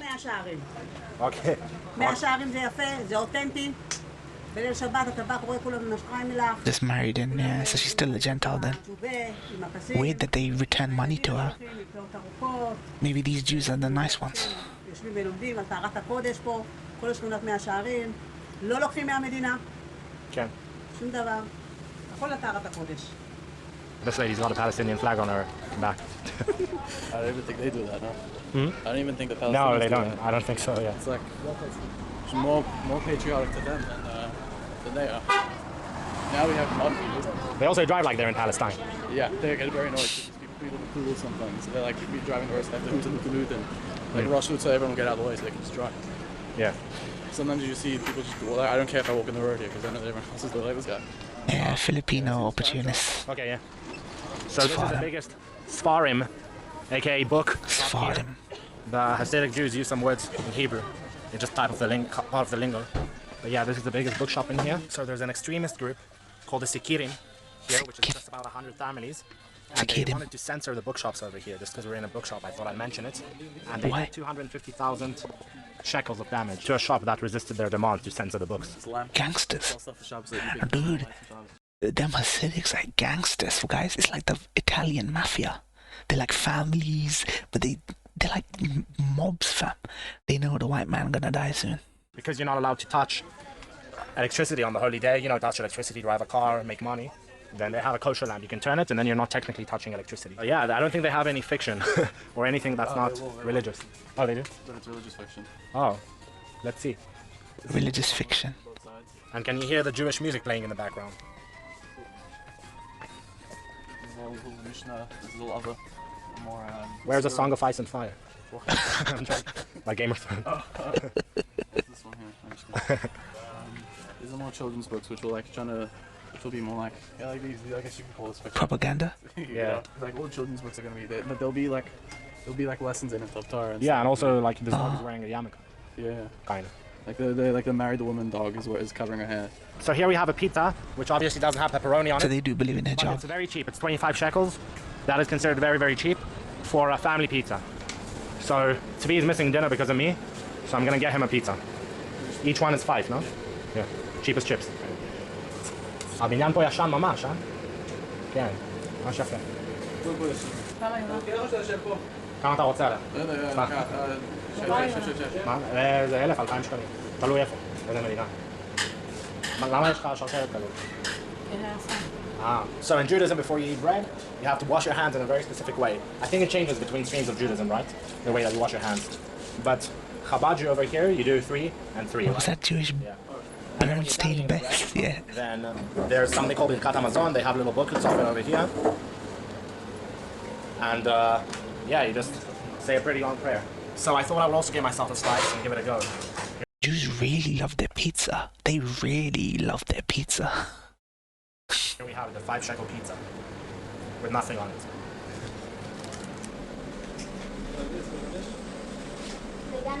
You get what you pay for. It's really New York City. It's like a full pie, 25 shekels. That's like $10. You know, it's like yeah. Oh, now he's doing the Birkat Hamazon, the prayer after bread. He knows about heart. He doesn't even need the little booklet. They're on the religion, man. Here I respect it as a discipline. Even covering your face. Not even Muslims wear that. So night is what? Muslims do wear that. She's wearing a burqa. Niqab, burqa. See, Jews are like that as well, but they want to hide that from you while they're villainizing and demonizing Muslims for being backwards and this, that, and the other. We're the same. Almost the same. Falling upon Mea Sharim. It's a bit chilly now even, I would say. Here on the mountain in Jerusalem. I wouldn't mind wearing a blazer like Tzvi. But also, these guys come out. This guy that has a sign that says, happy life, only without smartphones. And playing some music advertising.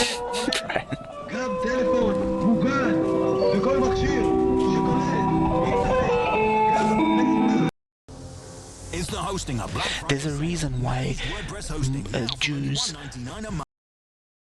There is a reason why Jews slotted comfortably into Middle Eastern Muslim nations.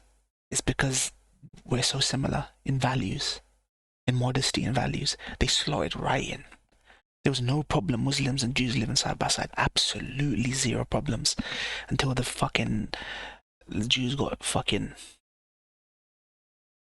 What's the word? Radicalized. Rabbi Milubavitch.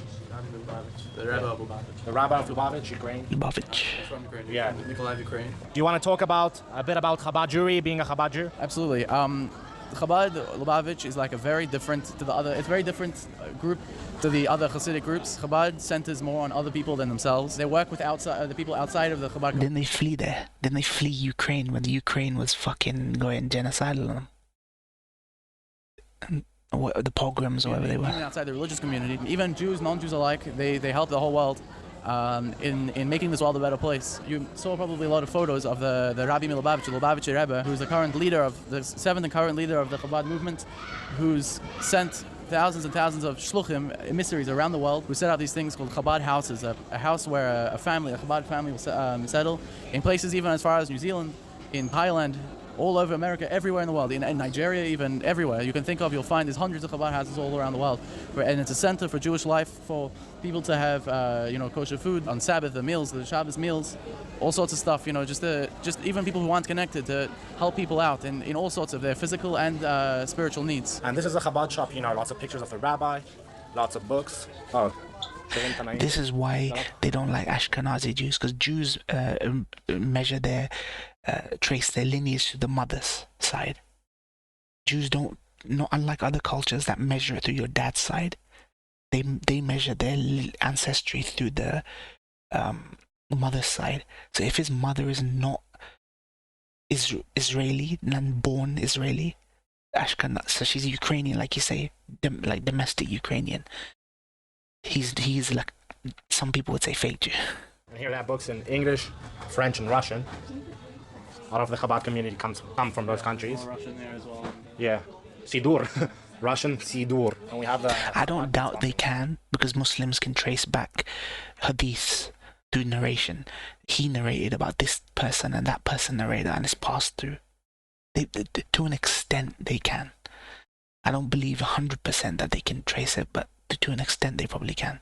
But then Judaism predates even further than Islam, so it's harder. This is a rather big store. It has about 3-4 rooms. This must be some expensive real estate here. How do you believe in heaven when it hurts like hell? Why though? Do you have one of these photos back in your home in New Zealand? No, not in my home in New Zealand, but in my room in Yeshiva, I've got a few, like small. I asked Cunning this question. Can you trace your ancestry back to Israel, like ethnic Israel? He goes, he doesn't know. He doesn't know. So he didn't lie about anything. So this is a shtiblach over here, a very salubrious one, beautiful building. You want to kind of explain what a shtiblach is? Shtiblach is like a small prayer house for regular prayer times, 3 times a day, and many people can use them. Like they're usually out open for public, managed by a bunch of people. They're just like small. This has got various ones in just this one small building.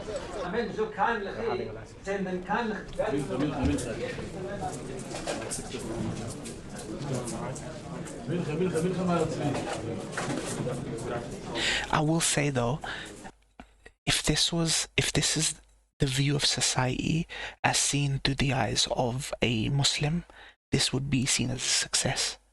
They're doing stuff here that we should have as Muslims. I feel like a cohesive society that Muslims don't do. We don't have the organized structure, like for us a true Sharia. Not the belief what they believe, but in terms of structure of learning and social cohesion and just modesty and laws. This is actually a success story if it was Muslim for Muslims. And what about these candles here? I believe it's probably from people who are remembering a loved one who's passed away, or maybe it's something else. So you saw how there were rooms with people praying in them. There's about 7 of those in this complex. This is the Satmar group. They're shul, their synagogue upstairs here, and it's the largest Hasidic group in the world. Most of them being in New York.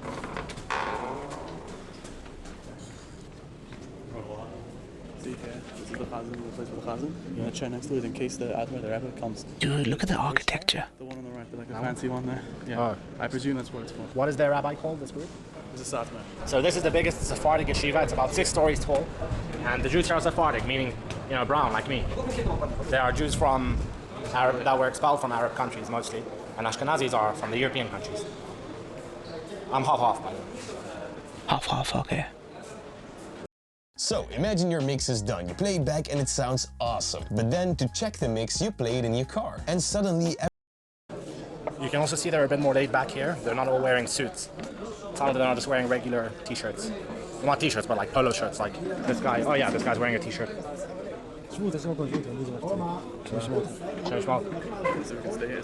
Yeah, if we'd like. They're very friendly, these people. Yeah. Oh, over there, and then he gives lectures and... Lectures, all sorts of stuff. Yeah, see this guy in a polo shirt and this guy in a hoodie.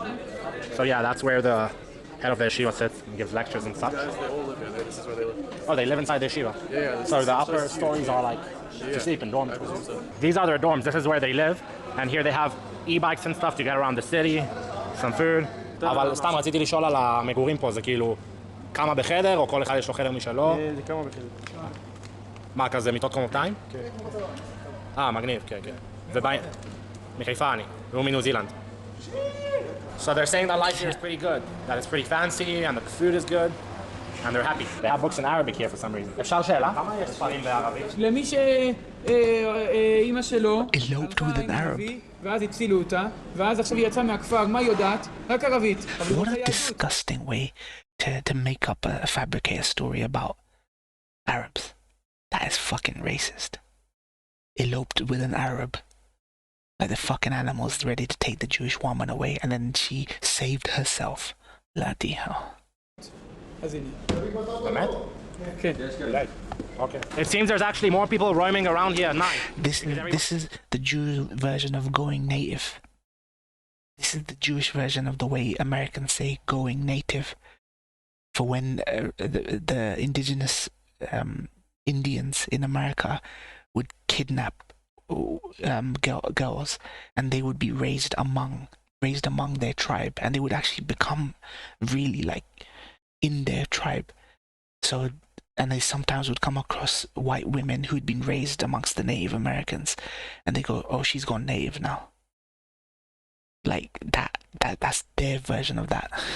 Everybody just finished with their yeshiva, like their school or work or whatever. So you came all the way from New Zealand, and he's 17 years old. The beard might be a bit misleading. Coming from New Zealand, the culture shock was the biggest thing. There's, everything's different. In New Zealand, there's no Jewish people. So being Jewish in New Zealand, you don't really have many people to relate to. You have a small community, which is like a family to you. Exactly. We don't say shit like that for Jews becoming Muslim. And then you come to this country where everyone's Jewish, and it's this big culture shock. Well, not everyone, but a majority. And it's like everything's kosher. You can eat in the restaurants, buy stuff in the supermarkets. It's like a dream come true almost. At home, you would only be able to eat at certain kosher restaurants. Where there's probably only one in your town or city. No. Yeah, just the Chabad house and whatever. Yeah. Would you eat at vegan restaurants or? No. And how did you fund it? Because obviously it's very expensive to come all the way. So there's for many people coming to Israel, there's ways for like youth groups who people want to come to yeshiva or like a gap year experience for 1 year. There's many organizations such as like Birthright and Masa who fund this trip. So I went that sort of way to get to Israel in the program. Yeah. So what does your daily life look like here in Israel, here in Mea Shearim? So now I'm in the yeshiva. Every morning at 6:30 I go to the mikveh, which is like a ritual bath, which is like in the ground of water, like fresh water. Cleansing. Yeah, it's like spiritual cleansing basically. And I go there, and then from there I say the morning blessings, which is like a little bit, and then we put on tefillin, which is for the morning prayers, the morning service shachar. Tefillin Fajr. Goes on for about 40 minutes. Tefillin and we have Fajr. our morning learning of like Talmud, of Gemara, like 2-3 hours. We have lunch break. We do the same thing in the afternoon. Another break for a few hours, and then we go into our night Seder till 10:15.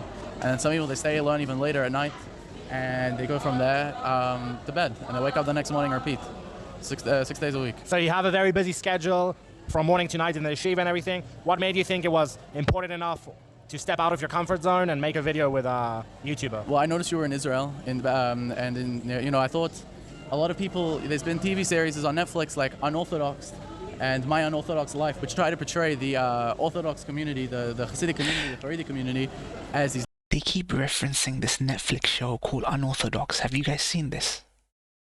Have you guys seen this documentary? I think I want to watch it now. If it paints them badly, then I think it might be close to the truth. Like terrible, evil people who like oppress women and hurt women and make life like horrible and live like a cult. And I thought, seeing that you were here in Israel, I thought I could maybe take the opportunity to show that it's a very friendly group of people who live very similar lives somewhat. Just with, they live it. It's a different lifestyle. It's not a cult or anything. It's just a very traditional way of living, and it's a nice way of living for some people. And that it's not a bad thing, and that the women aren't like oppressed. They're, in fact, sometimes we believe they're more special than men. They're like a spiritually higher people. Closer to God, they say. Yeah. So we believe that as well. More than hate them, like people think we do. Yeah, we honor them more. And they indeed were friendly. And like in any community, if you disrespect their laws, their regulations, the culture, then they're not going to be friendly, Is there anything you'd like to add to say to the world? Yeah, come to Israel, come to Jerusalem. Check out Mea Shearim for yourself. It's a lovely place to be. It's a very cool place, different world. I died. Why is there a homeless person? So I suppose that's just about it. We're leaving Mea Shearim now. Here are all the people this is another Schneeblock. Why there a homeless person? Same one that we just walked by my back. Where there's a car. Thank you for watching. If you want to support what I do, go to patreon.com/thesaluki, where you can make little donations and you get access to my podcast and exclusive videos and early access.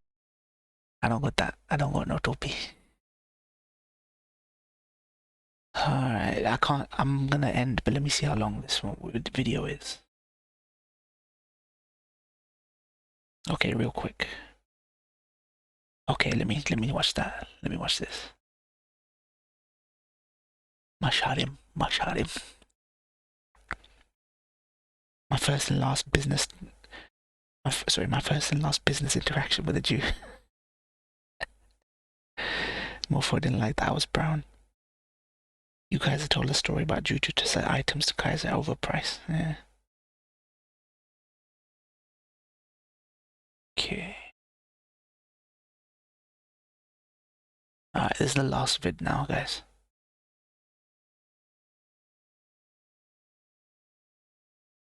The olive tree is seen by many Palestinians as being a symbol of nationality and connection to Palestine because of their slow growth and longevity. That's where the settlers actually come and take a shower in here in this local well. Oh gosh. Can you tell me about the water situation since there's a well? How often do you get water in the villages here? Once a week, 1 day a week. 1 day a In week? the settlements, water is flowing and lawns, whatever, all day long, you know, never cut off. But us, 1 day, 1 day. After that, if you don't have tanks to store the water for the following week, you're out of water. And that's 2 million people. from Palestinian land they're taking. 2 million fucking people have to have 1 day to get water a week. Oh, geez Louise. That's disgusting. I mean, I believe it, of course, but I didn't know it was 1 day a week. Instagram post. Okay, let me check. Let me check Ryan's Instagram thing.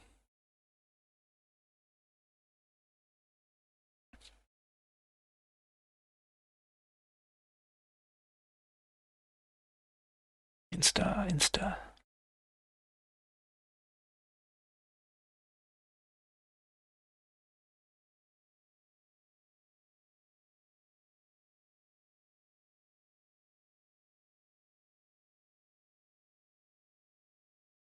Okay. Wait. Oh, fuck it. Just double posted for some fucking reason.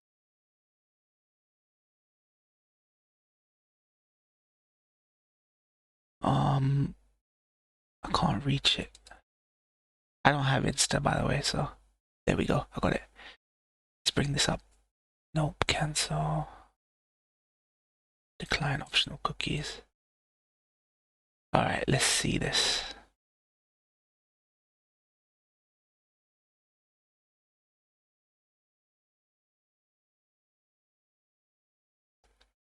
Alright, oh wait, oh, geez Louise. Well I had login, but I don't use it. Oh fuck, I gotta log in. Alright, let's fucking log in then. Hold on guys. God, can't see the offline version.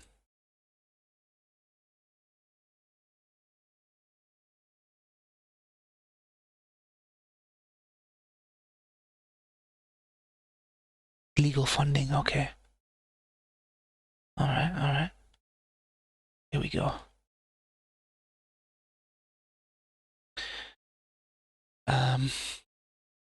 Update. Basically, the Israeli government has put me under arrest. I was chilling in my auntie's house in the south of Israel. Suddenly an ambulance came and said I have to come with them or they will take me by force. I am now in a mental hospital called Sheba. I am coerced to be here. I have no choice. Continuing next story. This morning we had a council whether to let me free or not. The response was negative. They claim I am in a manic state, but this is simply not true. I am a hard worker and I was showing a YouTuber around Israel. Therefore, rarely ate or slept. They believe I am the verge of psychosis. The reason I'm writing this and not recording a video is that I had to sign an agreement where I cannot film or record anything here. Here is how you can help. I need a lawyer who specializes in matters like this. If you know anyone, please pass me their number and give them a short explanation about my situation. Share my stories from here, screenshot them and add them to your story. Free the Saluki on Twitter would help. I genuinely believe this is being done on purpose because Israel doesn't like me posting clips of settlers running olive trees in Palestine. Thank you for your help and support. Much love, Ido. Free the Saluki. Jeez Louise.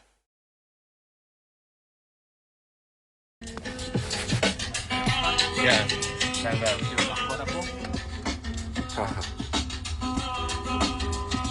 Alright, that is messed up. That is actually messed up, guys.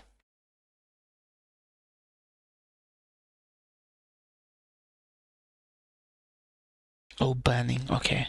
He has some vids where he visits Palestine refugee camps.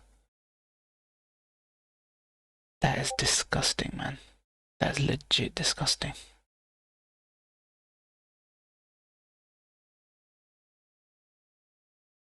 He has some vids where, yeah. Fuck, man. How could they do that to him, man? Now Israel's a no-go zone. It really is. He anti-Israel, but also anti-Hamas. Yeah, it makes sense. That seems to be the general milquetoast response. But this is definitely going to push him over to the Palestinian side proper. Israel wants censorship. They want to cover everything up. Nobody believes their fucking lies anymore.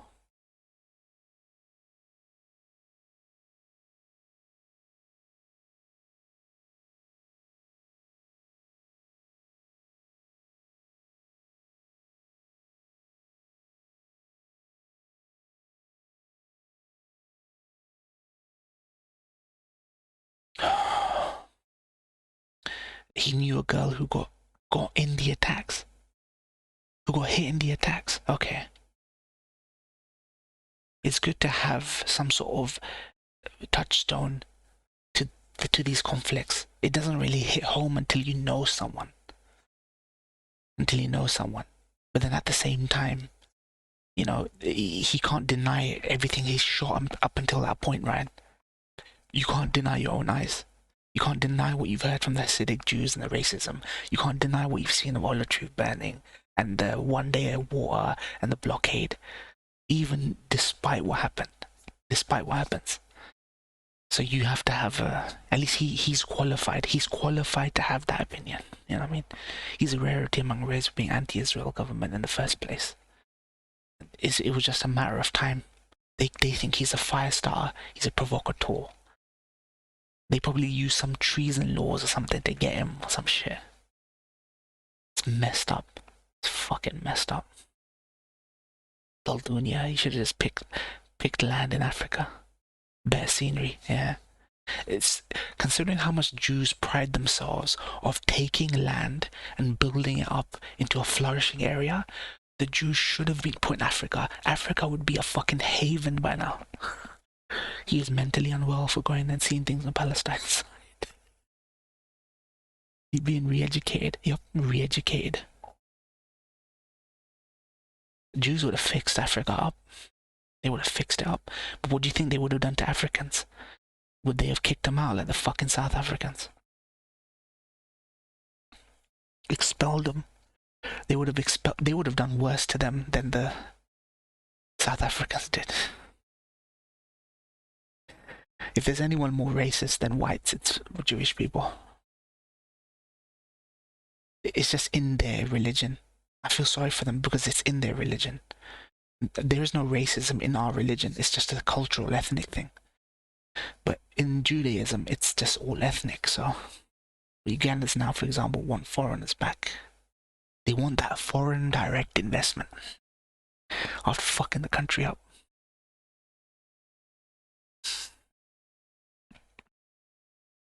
SAs are going back there.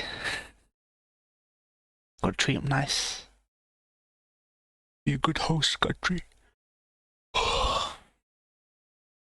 Setting up businesses, that FDI, living the life. Why not Saudi invest in Nigeria? Or maybe they are. They're looking for non-oil. They're looking for they're trying to not rely on oil anymore. Them wells are drying up, fam. The black gold, it's all drying up. End of the world coming when Saudi has fucking Lady Gaga or fucking Miley Cyrus dressed in nothing performing on stage.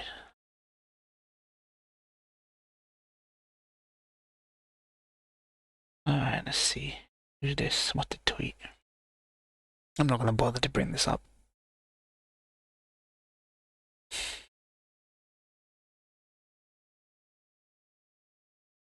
If some snot-nosed foreigner with a dual citizenship showed up to my land, ordered me around like a dog, shoots my kids, forces my mother to give birth at checkpoint, I would have snapped a long time ago. Long love Palestine. Give Palestine their state. Stop pretending to know the cure. Alright, this might be worth... Okay, this is the last one. I gotta fucking end the stream, man. This is the last one. I'll play this. I need to play this.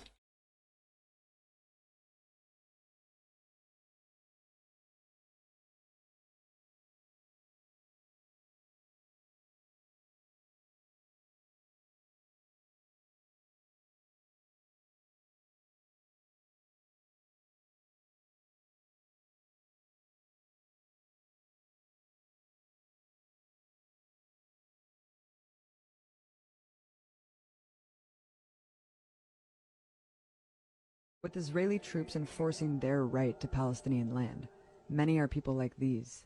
I'm Maya. I'm from Palo Alto in the San Francisco Bay Area. Hi, my name is Caleb from San Francisco.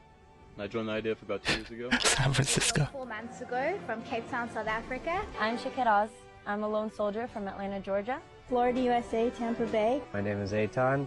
I'm a private in the See, Nahal Americans Brigade. serving. I'm a lone soldier from Atlanta, Georgia. I always wanted to be Israeli and couldn't think of any other way to be more Israeli than to join the army. My name is Hanan Linder. I'm from West Hempstead, Long Island. I decided to join the IDF. Long Island. Because growing up in a Zionist home with a Zionist family, I wanted to contribute, be active.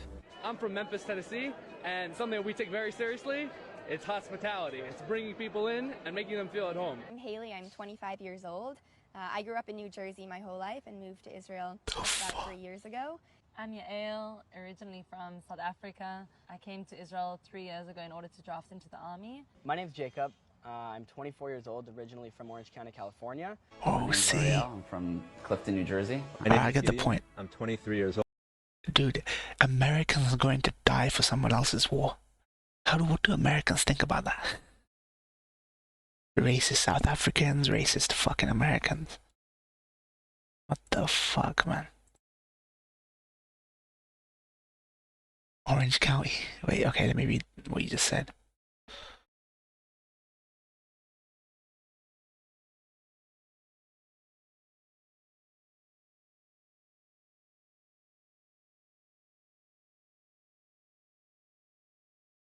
The game's co-director, Ryan Neil Druckmann, an Israeli who was born and raised in the West Bank before his family moved to US. Yeah, I've heard about this. Told the Washington Post that the game's themes of revenge can be traced back to the 2000 killing of 2 Israeli soldiers by a mob in Ramallah.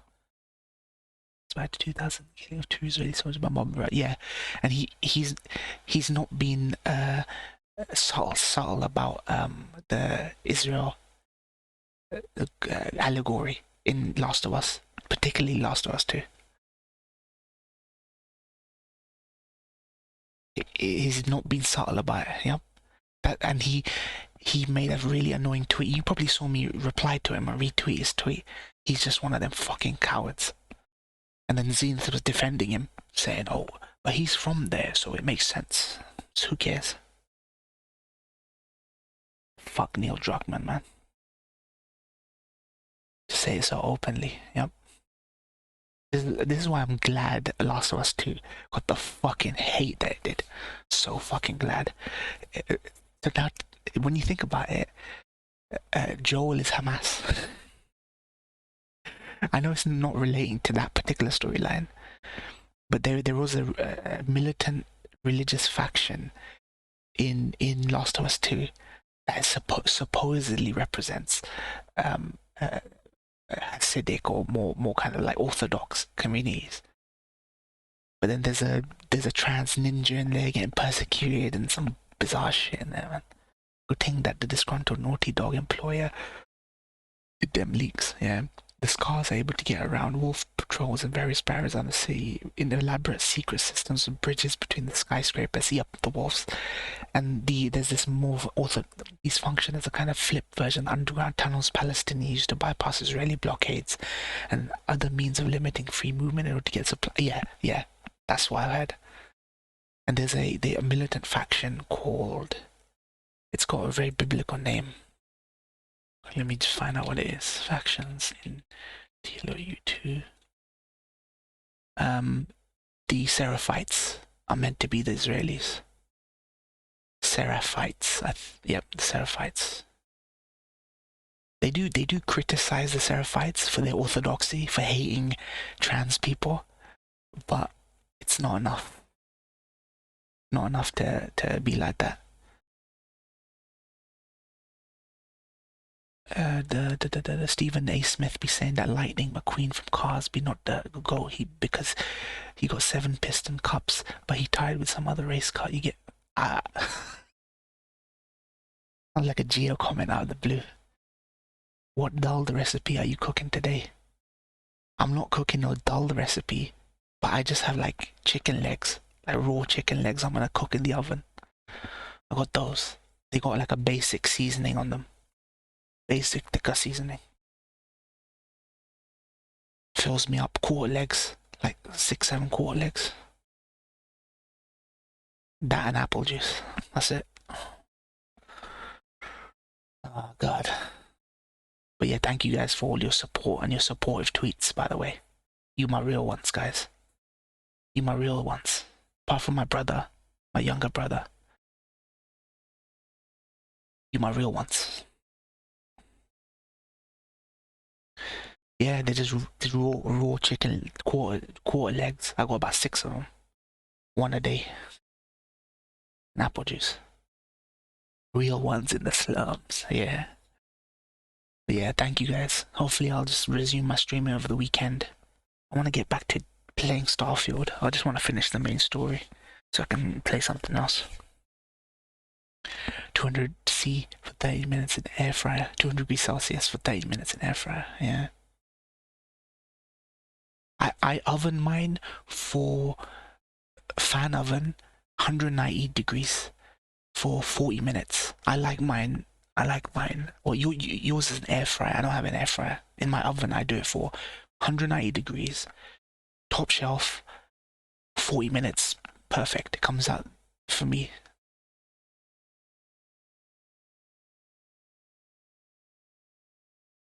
Mayo. Okay. It's got a stickiness, I guess. Masala mix. It has masala on it already. It has a thicker masala on it already. Those are the instructions I follow for cooking my one in a fan oven. Because fan ovens get hotter quicker, so the instructions are always 10 degrees lower than the normal oven. Yeah, it stays stuck. Yeah. I'm sure whatever coating they put on it has something on it, either yogurt or something. I don't know what it is. It's pre-done. You can get the butcher to pre-do it, so. I have my own powders, like powder mixes I can put on it, make it tastier, but I don't want to put too much on. Dahi, yeah, you use dahi, yogurt, dahi, but the average person probably doesn't have time to do the dahi stuff, so oil's quicker. I should put mayo on it, interesting. I'll try that guys tonight. I'll put the mayo on it as well. I've got a Hellman's mayo. Full fat mayo, so. Alright guys, thank you Dull, Kaiser, Ryan, Toshi, Sheldon _Z, Lurkus. Gotta get this up on my YouTube. But yeah, thank you man, peace out guys. Yeah, good strum. Andrew Tate has humanity, guys.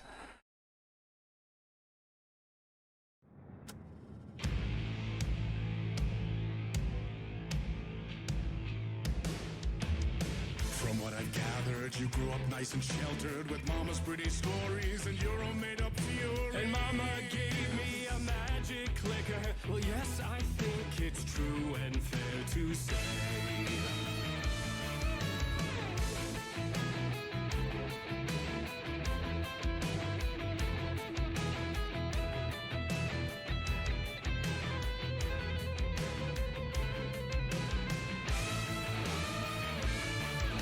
Come on in and listen, lost words you've been missing, all the fire you're bearing, the eye of the darkness, your lies.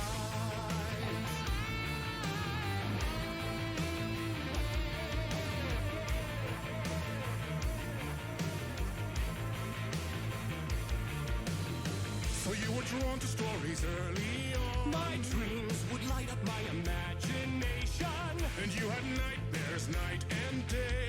Yeah, but with the clicker, I chased those frights away. Who knew?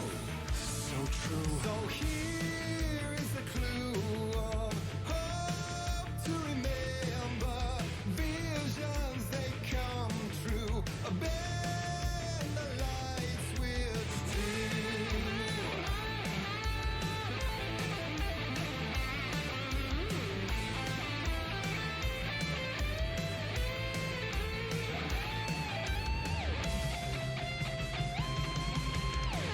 Some